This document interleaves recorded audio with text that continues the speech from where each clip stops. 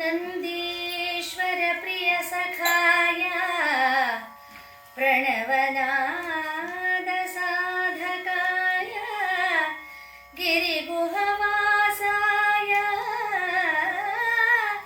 ಯೋಗಮೂರ್ತಯೇ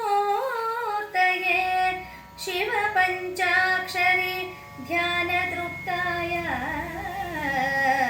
ಶ್ರೀ ವೀರಭದ್ರಾಯ ನಮೋ ನಮಃ.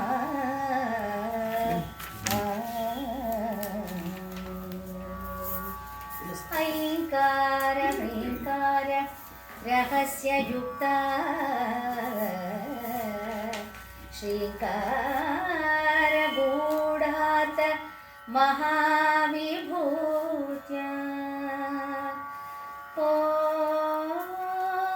ಓಂಕಾರ ನಿರ್ಮಿತ प्रतिपादिनीभ्यां नमो नमः श्री गुरुपादुकाभ्यां नमो नमः श्री गुरुपादुकाभ्यां.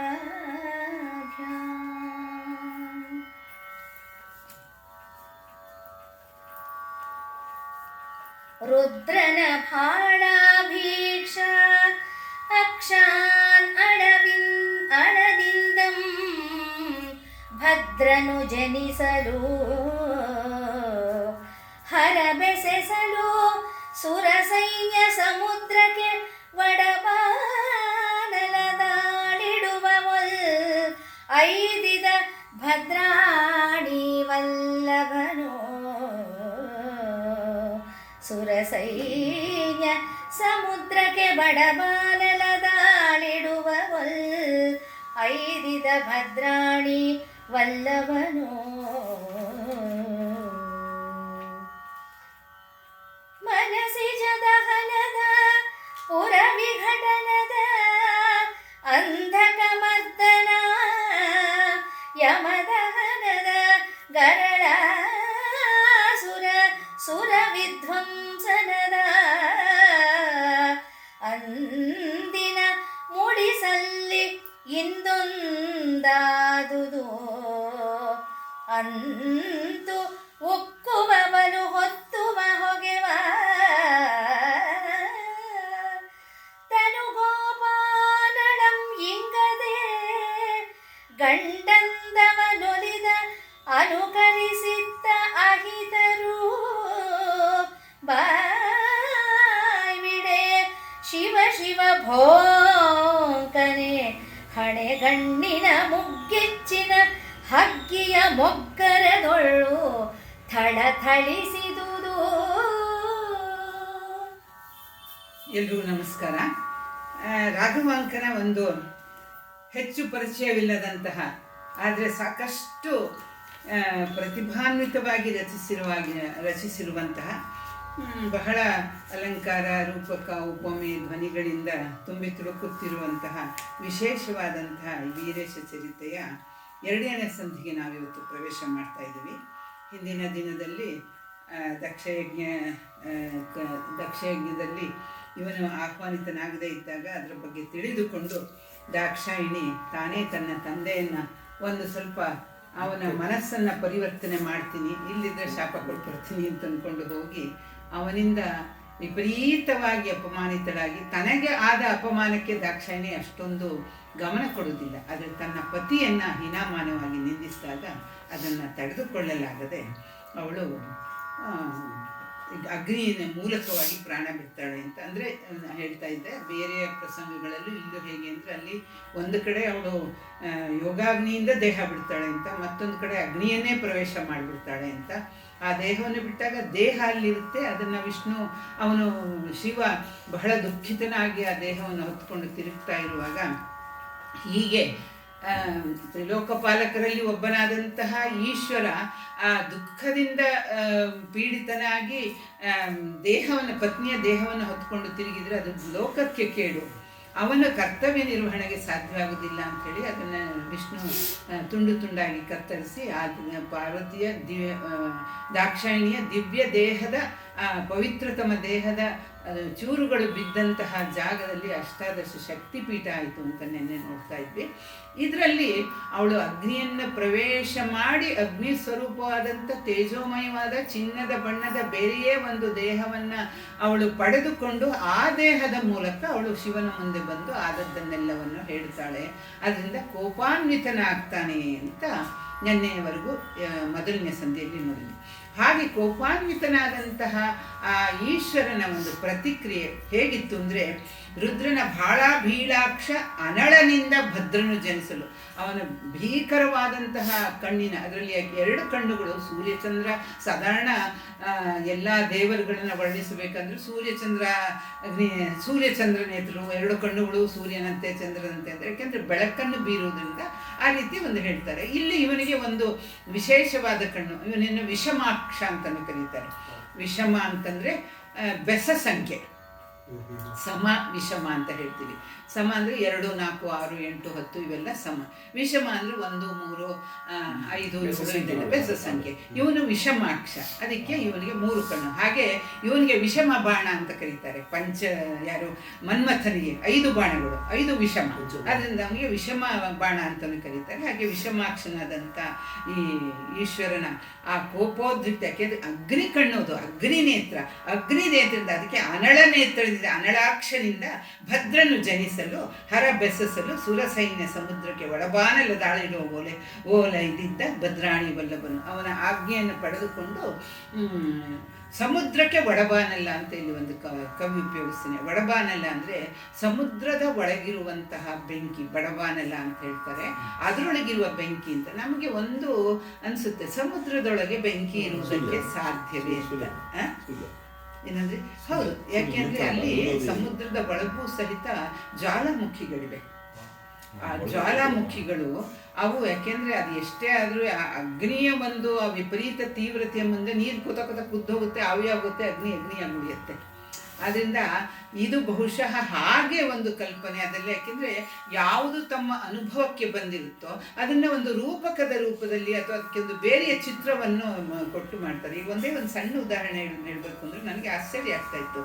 ಈ ಸರ್ಪಕ್ಕೆ ಆಶುಗಾಶನ ಅಂತ ಕರೀತಾರೆ.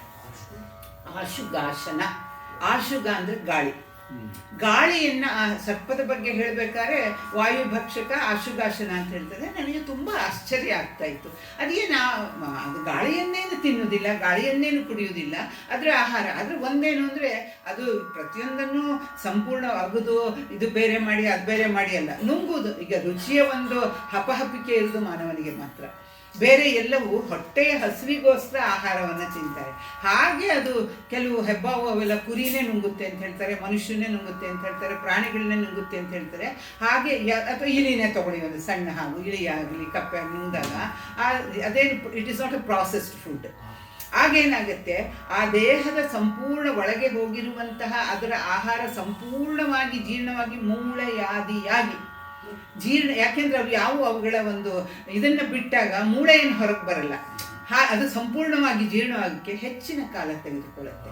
ಹಾಗೆ ಹೆಚ್ಚಿನ ಕಾಲ ತೆಗೆದುಕೊಳ್ಳುವಾಗ ಅದು ಜೀರ್ಣವಾಗುವವರೆಗೂ ಅದು ಮತ್ತೆ ಆಹಾರವನ್ನು ಸೇವಿಸುವುದಿಲ್ಲ. ಹಾಗೆ ಸೇವಿಸದೇ ಇರುವಂತಹ ಕಾಲದಲ್ಲಿ ಯಾರಾದರೂ ಒಂದು ಹಾವುಗಳನ್ನ ಸೂಕ್ಷ್ಮವಾಗಿ ನೋಡಿದಾಗ, ಅಯ್ಯೋ ಇದು ತಿಂಗಳಗಟ್ಟಲೆ ಆಹಾರ ಸೇವಿಸಿಲ್ಲ, ಬಹುಶಃ ಇದರ ಆಹಾರ ಗಾಳಿ ಇರಬಹುದು. ಇದು ನನಗೆ ಬಹಳ ಸೂಕ್ತವಾದ ವಿವರಣೆ ಅಂತ ಅನ್ನಿಸ್ತು. ಅದಕ್ಕೆ ಆಶುಗಾಶನ ಅಂತ ಇದು ಮಾಡ್ತಾರೆ. ಹಾಗೆ ಇಲ್ಲಿ ಒಡಬಾನಲ್ಲ ಅನ್ನೋದಕ್ಕೆ ಸಮುದ್ರದ ಒಳಗೂ ಸಹಿತ ಹಿಮಾಲಯ ಪರ್ವತವನ್ನು ಮೀರಿಸುವಂಥ ಪರ್ವತ ಪಂಕ್ತಿಗಳಿವೆ ಅಂತ ಹೇಳ್ತಾರೆ. ಯಾಕೆಂದರೆ ಸಮುದ್ರ ಪೆಸಿಫಿಕ್ ಓಷನ್ ನೀವು ತಗೊಂಡ್ರೆ ವಿಪರೀತ ಆಳ, ಕಿಲೋಮೀಟರ್ಗಟ್ಟಲೆ ಆಳ ಇರುತ್ತೆ. ಅಲ್ಲಿ ಗೌರಿಶಂಕರ ಶಿಖರವನ್ನು ಮೀರಿಸುವಂತಹ ಪರ್ವತಗಳಿರೋದ್ರಿಂದ ಹಾಗೆ ಅಲ್ಲೂ ಅಗ್ನಿ ಪರ್ವತಗಳು ಇವೆ, ಅವು ಸಿಡಿಯುತ್ತೆ ಅಂತ ಹೇಳ್ತಾರೆ. ಬಹುಶಃ ಅದನ್ನು ಸಿಡಿದದ್ದನ್ನು ನೋಡಿದಂಥ ಆ ಕಾಲದಲ್ಲಿ ಸಮುದ್ರದ ಒಳಗೆ ಒಡಬಾನಲ ಇದೆ. ಒಡಬ ಅನಲ, ಬೆಂಕಿ ಅನಲ. ಹಾಗೆ ಸಮುದ್ರಕ್ಕೆ ಒಡಬಾನಲ ದಾಳಿಡುವ ಓಲ್ ಐದಿದ ಭದ್ರಾಣಿ ವಲ್ಲಭನು. ಸಮುದ್ರದಲ್ಲಿ ಆ ಬೆಂಕಿ ಹೊತ್ತಿದಂತಹ ರೀತಿಯಲ್ಲಿ ಇಡೀ ಸುರ ಸೈನ್ಯವನ್ನು ಅಥವಾ ಈ ದಕ್ಷಿಣ ಯಜ್ಞಕ್ಕೆ ಅವನು ದಾಳಿ ಇಟ್ಟ. ಯಾರು? ಭದ್ರಾಣಿ ವಲ್ಲಭ. ಭದ್ರಾಣಿ ಅಂತ ಹೇಳ್ಕೊಡ್ತಾರೆ ಅಂದರೆ ಮುಂದೆ ಆ ಪ್ರಸಂಗ ಬರುತ್ತೆ, ಯಾಕೆ ಅವನು ಭದ್ರಾಣಿ ವಲ್ಲಭ ಅಂತ ಆಗ್ತಾನೆ ಅಂತ. ಇನ್ನು ಮನಸ್ಸಿಗೆ ಹೇಗಿತ್ತು ಆ ಈಶ್ವರನ ಕೋಪ, ಇದು ಸೂಚನಾ ಪದ್ಯ. ಸೂಚನಾ ಪದ್ಯದಲ್ಲಿ ಇಡೀ ಸಂಧಿಯಲ್ಲಿ ಬರಬಹುದಾದಂತಹ ಒಂದು ಘಟನೆಯನ್ನು ಒಂದು ಸೂಚ್ಯವಾಗಿ ಕೊಡುವಂಥದ್ದು, ಒಂದು ಬೀಜದ ರೂಪದಲ್ಲಿ ಕೊಡುವಂಥದ್ದು. ಇಲ್ಲಿ ಮುಂದೆ ಹೇಳ್ತಾರೆ ಏನು, ಮನಸ್ಸಿಜನ ದಹನದ ಅಂದರೆ ಮನ್ಮಥನ ದಹನ, ಅಲ್ಲಿ ಆಗಿರುವುದು ಬೆಂಕಿಯ ಕಾರ್ಯ.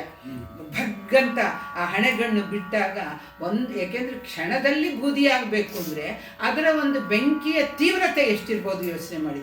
ಯಾವುದೇ ಆದರೂ ಬೆಂಕಿ ಸುಟ್ಟು ಬೂದಿ ಮಾಡುವುದಕ್ಕೆ ಅದರದ್ದೇ ಆದ ಒಂದು ಸಮಯವನ್ನು ತೆಗೆದುಕೊಳ್ಳುತ್ತೆ. ಆ ಬೆಂಕಿಯ ತೀವ್ರತೆ ಎಷ್ಟು, ಸುಡುತ್ತಿರುವ ವಸ್ತುವಿನ ಅಥವಾ ರೀತಿ ಏನು ಅನ್ನೋದ್ರ ಮೇಲೆ. ಆದರೆ ಹೇಳ್ತಲ್ಲ, ಕ್ಷಣದಲ್ಲಿ ಹಾ ಅಂತ ದೇವತೆಗಳು ಅನ್ನುವುದರೊಳಗೆ ಅವನ ಕಣ್ಣಿಂದ ಒಂಥರ ಘೋರವಾದಂಥ ಉಗ್ರವಾದಂಥ ಬೆಂಕಿ ಚಿಮ್ಮೆ ಬಿಟ್ಟು ಅದು ನೋಡುವುದರಲ್ಲಿ ಮನ್ಮಥ ಭಸ್ಮನಾಗಿ ಹೋದ ಅಂತ. ಅಂದರೆ ಅದನ್ನೆಷ್ಟು ಕೋಪದ ತೀವ್ರತೆ ಎಷ್ಟಿರ್ಬೋದು ಯೋಚನೆ ಮಾಡಿ. ಮನ್ಮಥ ದಹನದ ಪುರ ವಿಘಟನ, ಪುರ ಅಂದರೆ ತ್ರಿಪುರವನ್ನು ನಾಶ ಮಾಡಿದ್ದು. ಇಲ್ಲಿ ಬೆಂಕಿ ಬರಲ್ಲ. ತ್ರಿಪುರ ಅಂತಂದರೆ ಇವನು ಸುಬ್ರಹ್ಮಣ್ಯ ಕುಮಾರ ಅವನು ಕೊಂದಂತಹ ತಾರಕಾಸುರ ಅಂತ ಒಬ್ಬ ರಾಕ್ಷಸ ಇರ್ತಾನೆ, ಕೇಳಿರ್ಬೋದು ನೀವು. ಅವನು ತಾರಕಾಸುರ ಅನ್ನೋನು ತಪಸ್ಸು ಮಾಡಿ ಅವರೆಲ್ಲ ಯಾರೇ ನೀವು ತಾರಕಾಸುರ ತಗೊಳ್ಳಿ, ತ್ರಿಪುರಾಸುರರು ತಗೊಳ್ಳಿ, ರಾವಣ ತಗೊಳ್ಳಿ, ಕುಂಭಕರ್ಣ ತಗೊಳ್ಳಿ, ಅಥವಾ ಸುರಾಸುಂದ ಉಪಸುಂದರು ಮತ್ತೊಬ್ಬರು ವೃಕಾಸುರ, ಯಾರೇ ರಾಕ್ಷಸರು ತಪಸ್ಸು ಮಾಡಿದ್ರು ಮೊದಲಿಗೆ ಅವ್ರು ಕೇಳೋದು ನಾವು ಅಮರರಾಗಬೇಕು, ನಮಗೆ ಮೃತ್ಯು ಇರ್ಬಾರ್ದು. ಆಗ ಬ್ರಹ್ಮ ಹೇಳ್ತಿದ್ದಪ್ಪ, ನೀನು ಹುಟ್ಟು ಅಂದ ಮೇಲೆ ನೀನು ಸತ್ತೇ ಸಾಯ್ತೀಯ, ಅದರಿಂದ ಅದು ಬಿಟ್ಟು ಬೇರೆಯವರ ಕೇಳು ಅಂದಾಗ ಅವರೆಲ್ಲ ತುಂಬ ಜಾಣತನದಿಂದ ಏನೇನೋ ಲೆಕ್ಕಾಚಾರ ಹಾಕಿ ಕ್ಯಾಲ್ಕುಲೇಷನ್ ಮಾಡಿಕೊಂಡು ಈ ಥರ ವರ ಕೇಳಿದ್ರೆ ನನಗೆ ಮಾಡಕ್ಕೆ ಬರಲ್ಲ ಅಂತ. ಹಿರಣ್ಯಕಶಿಪು ಏನು ಹೇಳ್ತಾನೆ, ಇದರಿಂದ ಏನು ರಾಕ್ಷಸರಿಂದಾಗಲಿ ದೇವತೆಗಳಾಗಲಿ ಪ್ರಾಣಿಗಳಿಂದಾಗಲಿ ಮನೆ ಒಳಗಾಗಲಿ ಹೊರಗಾಗಲಿ ಹಗಲಾಗಲಿ ರಾತ್ರಿ ಆಗಲಿ ಯಾವುದಾಗಿದೆಯಾ ಸೊ ಎಲ್ಲದನ್ನು ರೂಲ್ ಔಟ್ ಮಾಡ್ತಾ ಹೋಗ್ತಾನೆ. ಹೌದಾ, ಹೀಗೆ ರಾಕ್ಷಸರಿಂದ ಬರಲ್ಲ, ಪ್ರಾಣಿಗಳಿಂದ ಬರಲ್ಲ, ದೇವತೆಗಳಿಂದ ಬರಲ್ಲ, ನರಗಳಿಂದ ಬರಲ್ಲ, ಆಮೇಲೆ ಮನೆ ಒಳಗೆ ಬರಲ್ಲ, ಮನೆ ಹೊರಗೆ ಬರಲ್ಲ, ಆಯುಧಗಳಿಂದ ಬರಲ್ಲ, ಸಂಜೆ ಅಲ್ಲ ಬೆಳಗ್ಗೆ ಅಲ್ಲ, ಅಂದ್ರೆ ಇನ್ನೇನು ಉಳಿತು? ಹಾಗಾದ್ರೆ ನಾನು ಅಮರ, ಭೂಮಿಯಲ್ಲ ಆಕಾಶದಲ್ಲ, ಹೀಗೆಲ್ಲ ಕೇಳ್ತಾ ಹೋಗುವಾಗ ಕಡೆಗೆ ಅದೇನು ಹೇಳ್ತಾರೆ, ರಾಕ್ಷಸರು ಚಾಪೆ ಕೆಳಗೆ ಉಳಿಸಿದ್ರೆ ಭಗವಂತ ತಾನು ಕೊಟ್ಟ ವರದ ಒಳಗೆ ಒಂದು ಹೋಲನ್ನು ಹುಡುಕೊಂಡು ರಂಗೋಲಿಯ ಕೆಳಗೆ ನುಸಿಲ್ದಂಗೆ ಮಾಡ್ತಾನೆ. ಅದಕ್ಕೆ ಹಗಲು ಅಲ್ಲ ರಾತ್ರಿ ಅಲ್ಲದ ಸಂಜೆ, ದೇವತೆಯೂ ಅಲ್ಲ ಪ್ರಾಣಿಯೂ ಅಲ್ಲ ಇದಲ್ಲದ ನರಮೃಗ ರೂಪ, ಆಮೇಲೆ ಹಗಲು ಅಲ್ಲ ರಾತ್ರಿ ಅಲ್ಲದ ಸಂಜೆಯ ಕಾಲ, ಆಯುಧವಲ್ಲದ ಉಗುರನ್ನ ಯಾರ ಆಯುಧ ಅಂತ ಹೇಳ್ತಾರೆ. ಹೀಗೆ ಎಲ್ಲವನ್ನೂ ಆ ರೂಲ್ ಔಟ್ ಮಾಡಿಬಿಟ್ಟು ಹತ್ರ ಕೊಲ್ತಾನೆ. ಪ್ರಜೇಂದ್ರ ವಿಷಯದಲ್ಲೂ ಆಗುವುದು ಹಾಗೆಯೇ. ಹಾಗೆ ಇಲ್ಲಿ ಈ ತಾರಕಾಸುರ ಕೇಳ್ತಾನೆ, ನನಗೆ 7 ದಿನದ ಹಸುಳೆಯಿಂದ ಮಗು ಇದಾಗಬೇಕು, ಆಮೇಲೆ ಶಿವ ಪಾರ್ವತಿಯರೇ ಮಗುವಿಂದ. ಅಷ್ಟೊತ್ತಿಗೆ ಶಿವ ಏನಾಗಿರ್ತಾನೆ, ಅವಳು ಸತಿ ಸತ್ತೋಗಿರ್ತಾಳೆ, ಅವನು ಇದಾಗಿರ್ತಾನೆ, ವಿರಾಗಿಯಾಗಿ ಅವನು ತಪಸ್ಸು ಮಾಡಿರ್ತಾನೆ, ಇವನಿಗೆ ಮದುವೆನೇ ಇಲ್ಲ, ಇನ್ನು ಎಲ್ಲಿಂದ ಮಕ್ಕಳಾಗಬೇಕು, ಆದ್ದರಿಂದ ನನಗೆ ಎಲ್ಲಿಂದ ಮೃತ್ಯು ಅಂತ. ಆದರೆ ಅದನ್ನು ಭಗವಂತ ಸಾಧನೆ ಮಾಡ್ತಾನೆ. ಆವಾಗ ತಾರಕಾಸುರನನ್ನು ಇವನು ಕುಮಾರಸ್ವಾಮಿ ಕೊಡ್ತಾನೆ. ತಾರಕಾಸುರನಿಗೆ 3 ಜನ ಮಕ್ಕಳಿರ್ತಾರೆ, ತಾರಕಾಕ್ಷ, ಅಮಲಾಕ್ಷ, ವಿದ್ಯುನ್ಮಾಲಿ ಅಂತ. ತಾರಾಕ್ಷ, ಕಮಲಾಕ್ಷ, ವಿದ್ಯುನ್ಮಾಲಿ ಅಂತ 3 ಜನ ಮಕ್ಕಳು. ಅವರು ಮತ್ತೆ ತಪಸ್ಸು ಮಾಡ್ತಾರೆ. ಪ್ರತಿಯೊಬ್ಬ ರಾಕ್ಷಸರ ಉದ್ದೇಶ ಒಂದೇ, ನಾನು ಅಮರನಾಗಬೇಕು. ಆ ವರ ಕೇಳಿದಾಗ ಆಗಲ್ಲ ಅಂದಾಗ, ಹಾಗಾದರೆ ನಮ್ಮ 3 ಜನಕ್ಕೂ ಒಂದು 3 ಪಟ್ಟಣವನ್ನು ಕಟ್ಟಿಕೊಡಬೇಕು, ನ ಭೂತೋ ನ ಭವಿಷ್ಯತಿ ಅನ್ನುವಂಥ ರೀತಿಯಲ್ಲಿ. ಒಂದು ಚಿನ್ನದ ದೊಡ್ಡ ಪಟ್ಟಣ, ಒಂದು ರಜತ ಪಟ್ಟಣ, ಇನ್ನೊಂದು ಕಬ್ಬಿಣದ ಪಟ್ಟಣ. ನಾವು ಒಂದೊಂದು ಕಡೆಗಳಲ್ಲಿ ಅದು ಅಧಿಪತಿಗಳಾಗಿ ನಾವು ರಾಜ್ಯವಾಡ್ತೀವಿ. ಅಲ್ಲಿ ನಮ್ಮನ್ನು ಯಾರೂ ಬರಬಾರ್ದು, ನಮ್ಗೆ ಯಾರೂ ಕೊಲ್ಲಬಾರ್ದು. ಆದರೆ ಹೇಗೆ ಎಲ್ಲೋ ಬೇಕಲ್ವ, ಅವರು ಅಮರರಲ್ದ. ಅವು 3 ಒಂದೇ ಸಾಲಿನಲ್ಲಿ ಒಂದೇ ಗೆರೆಯಲ್ಲಿ ಸರಳ ರೇಖೆಯಲ್ಲಿ ಬಂದಾಗ ಮಧ್ಯಾಹ್ನದ ಹೊತ್ತು ವಿಶಿಷ್ಟವಾದ ಬಿಲ್ಲು, ಭೂಲೋಕದಲ್ಲಿ ಕಾಣದಂತಹ ಬಿಲ್ಲು, ಬಾಣ, ರಥ ಇವೆಲ್ಲವುಗಳಿಂದ, ಕುದುರೆ ಅವುಗಳಿಂದ ಕೂಡಿ ಯಾರು ಒಂದೇ ಸತಿಗೆ, ಅದು ಹೀಗೆ 3 ಸುತ್ತುತ್ತಾ ಇರುವಾಗ, it's a very rare occasion wherein all 3 come in one life. ಹೌದು ತಾನೆ? ಅವು 3 ಹೀಗೆ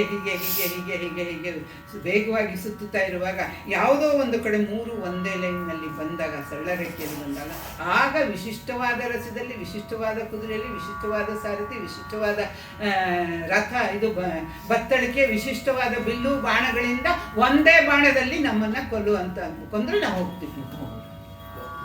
ಎಂಥ ಕಂಡೀಷನ್ಗಳೆಲ್ಲ ಹೇಗಿದೆ. ಕಡೆಗೆ ಅದನ್ನು ಸಾಧ್ಯ ಮಾಡ್ತಾರೆ ಈಶ್ವರ ಸಾಧ್ಯ ಮಾಡ್ತಾನೆ. ವಿಷ್ಣುವನ್ನ ಬಾಣವಾಗಿ ಮಾಡ್ಕೊಡ್ತಾನೆ, ಸರದಿಯನ್ನು ಬತ್ತಳಿಕೆ ಮಾಡಿಕೊಡ್ತಾನೆ, ವೇದಗಳನ್ನು ಕುದುರೆಗಳನ್ನಾಗಿ ಮಾಡಿಕೊಡ್ತಾನೆ, ಈ ತರಹ ಅದೆಲ್ಲ ಎಲ್ಲಿಸ್ಬೇಕು ಅದೆಲ್ಲ ಮಾಡಿಕೊಂಡು ಅವು ಸುತ್ತಿ ಸುತ್ತಿ ಸುತ್ತಿ ಸುತ್ತಿ ಸುತ್ತಿ ಹೀಗೆ ಮಾಡ್ತಾ ಒಂದು ಬಂದಾಗ ಚಕ್ ಅಂತ ಮಧ್ಯಾಹ್ನದ 3 ಒಂದು ಕ್ಷಣಕ್ಕೆ ಬಸವಾಗುತ್ತೆ. ಆದರೆ ಒಂದು ಯಾವುದೇ ಸಂಹಾರ, ಯಾವುದೇ ಮರ್ದನ, ಯಾವುದೇ ಶಾಪ ಏನಾದ್ರು ಕೊಡಬೇಕಾದ್ರು ಕೋಪದಿಂದ ಮಾತ್ರ ಆಗೋದು ಸಾಧ್ಯ. ಶಾಂತರಾಗಿರುವ ಮನಸ್ಥಿತಿಯಲ್ಲಿ ಯಾರೂ ಯುದ್ಧ ಮಾಡಲ್ಲ, ಶಾಂತನಾಗಿರುವ ಮನಸ್ಥಿತಿಯಲ್ಲಿ ಯಾರೂ ಶಾಪ ಕೊಡಲ್ಲ. ಹೌದು ತಾನೆ? ಒಂದು ಸಾತ್ವಿಕವಾದ ಒಂದು ಸಮಾಧಾನ ಮನೋ ಇರುವಾಗ ಯಾರು ಶಾಪ ಕೊಡ್ತಾರೆ? ಅದರಿಂದ ಈ ಪುರವಿಘಟನದ ಸಂದರ್ಭದಲ್ಲಿ ಇವನು ತಾಳಿದ ಕೋಪ, ಆಮೇಲೆ ಅಂಧಕ ಮರ್ದನದ ಸಮಯ. ಅಂಧಕ ಅಂತನ್ನೋದು, ಅಂಧಕಾಸುರ ಅನ್ನೋದು ಒಂದು ಥರದಲ್ಲಿ ಶಿವನ ಮಗನೆಯ ಒಂದು ಪಾರ್ವತಿ ಲೀಲೆಯಿಂದ ತನ್ನ ಇದ್ರ ಲೀಲೆಯಿಂದ ಈಶ್ವರನ ಕಣ್ಣನ್ನು ಮುಚ್ಚಿಬಿಡ್ತಾಳಂತೆ.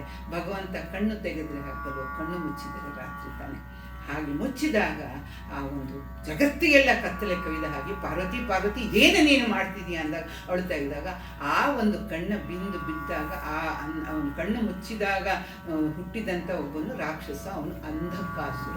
ಅವನಿಗೆ ಕಣ್ಣಿರಲ್ಲ, ಅವನಿಗೆ ಕುರುಡನಾಗಿರ್ತಾನೆ. ಅವನನ್ನ ಪ್ರೀತಿಯಿಂದ ಸಾಕ್ತಾರೆ. ಆಮೇಲೆ ಹಿರಣ್ಯಾಕ್ಷನಿಗೆ ಮಕ್ಕಳಿರಲ್ಲ, ಅವನಿಗೆ ಮಕ್ಕಳ ವರವೂ ಇರುವುದಿಲ್ಲ. ಆಗ ಇವರು ಹಿರಣ್ಯಾಕ್ಷನಿಗೆ ಹಿರಣ್ಯಾಕ್ಷ ಈ ಅಂಧಕನನ್ನ ಮಗುವಾಗಿ ಕೊಡ್ತಾರೆ. ಅವನು ಪ್ರೀತಿಯಿಂದ ಸಾಕ್ತಾನೆ. ಕಡೆಗೆ ಅವನು ತಪಸ್ಸು ಮಾಡಿ ಅವನಿಗೆಲ್ಲ ಕಣ್ಣು ಇದು ಎಲ್ಲ ಬರುತ್ತೆ, ಬೇರೆ ಪ್ರಶ್ನೆ. ಆದರೆ ಅವನಿಗೆ ಹೇಗೆ ಸಾವು ಅಂಧಕನಿಗೆ?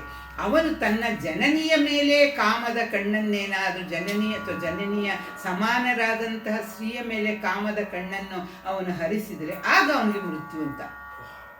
ಏನಾಗುತ್ತೆ, ಇವನನ್ನ ಈಶ್ವರ ಹಿರಣ್ಯಾಕ್ಷನಿಗೆ ಕೊಟ್ಬಿಡ್ತಾನೆ. ಆಮೇಲೆ ಇವನಿಗೂ ತಂದೆ ತಾಯಿಗೂ ಸಂಪರ್ಕವಿರಲ್ಲ. ಯಾವುದೋ ಒಂದು ಸಂದರ್ಭದಲ್ಲಿ ಪಾರ್ವತಿಯ ಲೋಕಮೋಹಕ ರೂಪನ್ನು ನೋಡಿದಾಗ ಇವನು ತಾನು ಹೇಳ್ತಾನೆ, ಅವಳು ನನಗೆ ಬೇಕು ಅಂತ, ಅವಳ ಮೇಲೆ ಕಣ್ಣು ಹಾಕಿದ್ದಾನೆ. ಸೊ ಅದು ಅವನ ಮೃತ್ಯುವಿನ ಸನ್ನಾಹದ ಗಳಿಗೆ. ಆಗ ಶಿವ ಅವನನ್ನ ಕೊಲ್ತಾನೆ. ಹೀಗೆ ಅದಂಧಕಾಸುರ. ಅದು ಹೇಳಿದ್ನಲ್ಲ, ಇವನ್ನ ನಾವು ಬರೀ ಕಥೆಯಾಗಿ ನೋಡಬಾರ್ದು. ಪ್ರತಿಯೊಂದು ಪುರಾಣದಲ್ಲಿ ಕೆಲವೆಲ್ಲ ಏನಿದು ನಾನ್ಸೆನ್ಸ್ ಅನ್ಸುತ್ತೆ, ಆದರೆ ಕಥೆಯ ಒಳಗಿರುವ ಜಗತ್ತಿನ ಜನರಿಗೆ ಪಾಠವನ್ನ ನಾವು ಅರ್ಥ ಮಾಡ್ಕೋಬೇಕು. ಆಮೇಲೆ ದಹನ ಅಂತನ್ನೋದಕ್ಕೆ ಒಂದು ಮರ್ದನ ಅಂತನೂ ಅರ್ಥದಲ್ಲಿ ತಗೊಂಡ್ರೆ, ಯಮದಹನ ಯಾವಾಗ ಆಗುತ್ತೆ ಅಂದ್ರೆ ಮಾರ್ಕಂಡೇಯ ಮೃಕಂಡು ಮುನಿ ಅವನು ತಪಸ್ಸು ಮಾಡಿ ವರವನ್ನು ಕೇಳಿದಾಗ, ನಿನಗೆ ಬುದ್ಧಿಹೀನರಾದಂಥ ದೀರ್ಘಾಯುಷ್ಯರಾದಂತಹ ನಿನಗೆ ಕೆಟ್ಟ ಹೆಸರು ತರುವಂಥ 100 ಜನ ಮಕ್ಕಳು ಬೇಕು, ಆದರೆ ತೇಜೋಮಯನಾದಂತಹ ನಿನಗೆ ಹೆಸರು ತರುವಂಥ ಒಬ್ಬ ಅಲ್ಪಾಯುವಾದ ಒಬ್ಬ ಮಗ ಬೇಕು ಅಂದಾಗ ವಿವೇಕಿಗಳಾದವರೆಲ್ಲ ಒಬ್ಬನ ಮಗನ ಕೇಳ್ತಾರೆ. ಆಗ ಅವನಿಗೆ ಗೊತ್ತಾಗುತ್ತೆ ನನಗೆ ಹೀಗೆ ಇದೆ ಅಂತಂದ್ಬಿಟ್ಟು. ಆಮೇಲೆ ಒಂದು ಸತಿ ಸಪ್ತರ್ಷಿಗಳು ಎದುರಿಗೆ ಬರ್ತಾರೆ. ಇವನು ದೀರ್ಘದಂಡ ನಮಸ್ಕಾರ ಮಾಡಿದಾಗ ದೀರ್ಘಾಯುಷ್ಮಾನ್ ಭವ ಅಂದ್ಬಿಡ್ತಾರೆ. ಸಪ್ತರ್ಷಿಗಳು ಅವರು ಇಟ್ಟರೆ ಶಾಪ, ಕೊಟ್ಟರೆ ವರ ಅಂತನ್ನೋ ಒಂದು ರೀತಿಯಲ್ಲಿ ಅವರು ಬಾಯಿಂದ ಆಡಿದ ಮಾತು ಹುಸಿಯಾಗೋಕ್ಕೆ ಸಾಧ್ಯ ಇಲ್ಲ. ಆದರೆ ಬ್ರಹ್ಮನ ವರ ಹೇಗಿದೆ, ಇವನದ್ದು ಹೀಗಿದೆ, ಏನು ಮಾಡಬೇಕು? ಕಡೆಗೆ ಅವನು ಕೇಳಿದಾಗ, ನೀನು ಈಶ್ವರನನ್ನೇ ಶರಣು ಹೋಗು ಅಂತ ಹೇಳ್ತಾರೆ. ಅವನು ಈಶ್ವರನ ತಪಸ್ಸು ಮಾಡ್ತಾನೆ. ಇವನಿಗೆ 16 ವರ್ಷದ ಆಯಸ್ಸು ಹತ್ರ ಬಂದಾಗ ಯಮ ತನ್ನ ಕಿಂಕರನ್ನ ಕಳಿಸ್ತಾನೆ, ಆದರೆ ಹೊಡೆದೋಡಿಸ್ತಾನೆ. ಕಡೆಗೆ ಯಮನೇ ಸಾಕ್ಷಾತ್ ಬಂದು ಇವನ ಕುತ್ತಿಗೆಗೆ ಪಾಶವನ್ನು ಹಾಕುವಾಗ ಇವನು ಹೋಗಿ ಶಿವಲಿಂಗವನ್ನು ತಬ್ಬಿಕೊಂಡಾಗ ಶಿವನೇ ಪ್ರತ್ಯಕ್ಷನಾಗಿ ಇವನನ್ನು ಇದು ಮಾಡ್ತಾನೆ. ಇಲ್ಲ, ಇವನ ಆಯಸ್ಸು ಹೀಗೆ ಅಂತ ಹೇಳ್ತಾನೆ. ಇಲ್ಲ, ಅವನು ನನ್ನ ಭಕ್ತನಾಗಿದ್ದಾನೆ ಅಂಥೇಳಿ ಯಮನನ್ನ ಮಾರ್ಕಂಡೇಯನಿಗೋಸ್ಕರ ಯಮನನ್ನು ಕೊಲ್ಲುತ್ತಾನೆ ಅಂತ ಒಂದು ಪುರಾಣದಲ್ಲಿ ಹೇಳ್ತಾರೆ. ಯಮನನ್ನೇ ಅದಕ್ಕೆ ಕಾಲನಿಗೆ ಕಾಲ ಅಂತ ಹೇಳೋದು ಅದಕ್ಕೋಸ್ಕರ. ಆದರೆ ಆಮೇಲೆ ಅವನಿಗೆ ಜೀವ ಇದಾಗುತ್ತೆ. ಕಾಲ ಅಂತ ಕರೆಯೋದು ಈಶ್ವರನಿಗೆ. ಯಾಕೆ ಅಂದರೆ ಕಾಲ ಅಂದರೆ ಯಮನಿಗೆ ಕಾಲನಾದವನು ಅನ್ನೋ ಅರ್ಥದಲ್ಲಿ. ಹಾಗೆ ಅದು ಈ ಗರಳಾಸುರ ಅನ್ನೋದು ನನಗೆ ಸಿಗಲಿಲ್ಲ ಎಲ್ಲೂ.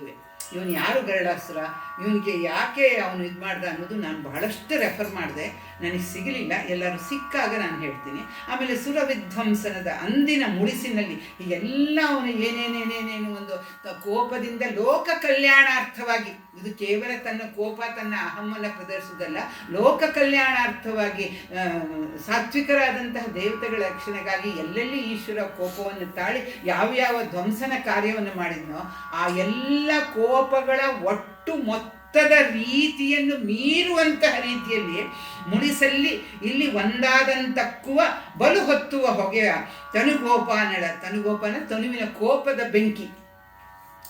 ತನುಗೋಪಾನಳ ಅದು ತನುಗೋಪಾನದ ಮಿಂಗದೆ, ಅದಕ್ಕಿಂತ ಜಾಸ್ತಿ ಗಂಡಂದವನು ಒಲಿದನು ಗಂಡಂದವನು ಒಲಿದನು ಕರೆಸಿತ್ತ ಅಹಿತರು ಬಾಯಿ ಬಿಡ ಶಿವ ಭೌಂಕನೆ ಹಣೆಗಣ್ಣಿನ ಮುಗ್ಗಿಚ್ಚಿನ ಹಗ್ಗಿಯ ಮೊಗ್ಗರದಳು ಥಳಥಳಿಸಿದುದು. ಏನು ಅಂತಂದರೆ ಅದೆಲ್ಲವನ್ನು ಅವನಿಗೆ ಎಷ್ಟು ಕೋಪ, ಒಂದೊಂದು ಸಂದರ್ಭದಲ್ಲಿ ಅವನಿಗೆ ಎಷ್ಟು ಕೋಪ ಬಂದಿತ್ತು, ಆ ಅಷ್ಟು ಕೋಪವು ಒಟ್ಟಿಗೆ ಸೇರಿದ್ರೆ ಅದು ಇನ್ನೆಂಥ ಭೀಕರವಾದಿರ್ಬೋದು. ಆ ರೀತಿಯಲ್ಲಿ ಇವನ ಹಣೆಗಣ್ಣಿನಿಂದ ಇವನು ಏನು ಮುಗ್ಗರಿಸಿದು, ಹಣೆಗಣ್ಣಿನ ಮೊಗ್ಗಿಚ್ಚಿನ ಹಗ್ಗಿಯ ಮೊಗ್ಗರದೊಳು ಮುಗ್ಗಿಚ್ಚಿನ ಅಂದರೆ ಪಕ್ಕನೆ ಅದು ಚಿಮ್ಮಿದಂಥ ರೀತಿಯಲ್ಲಿ ಆ ಒಟ್ಟು ಬೆಂಕಿ, ಆ ಕೋಪದ ಬೆಂಕಿ ಏನಿತ್ತು ಅಷ್ಟು ಒಂದು ಭೀಕರ ಜ್ವಾಲೆಯನ್ನು ತಾಳಿ ಜಗ್ಗಂತ ಆ ಹಣೆಗಣ್ಣಿನಿಂದ ಉಕ್ಕಿದಾಗ, ಹಗ್ಗಿ ಅಂದರೆ ಅಗ್ನಿ ಉಕ್ಕಿದಾಗ ಅದರ ಮೊತ್ತದ ರೀತಿಯಲ್ಲಿ ಥಳಥಳಿಸಿದುದು ವೀರಭದ್ರನ ರೂಪ.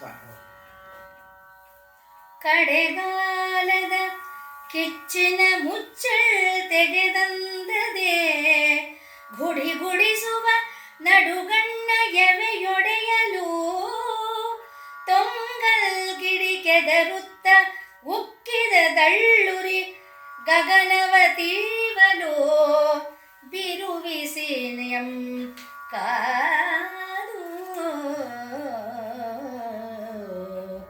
ಜಡೆಯೊಳ್ ಗಂಗೆಯ ಮಡು ಉಕ್ಕುತ್ತ ಎಸರಿಡೆ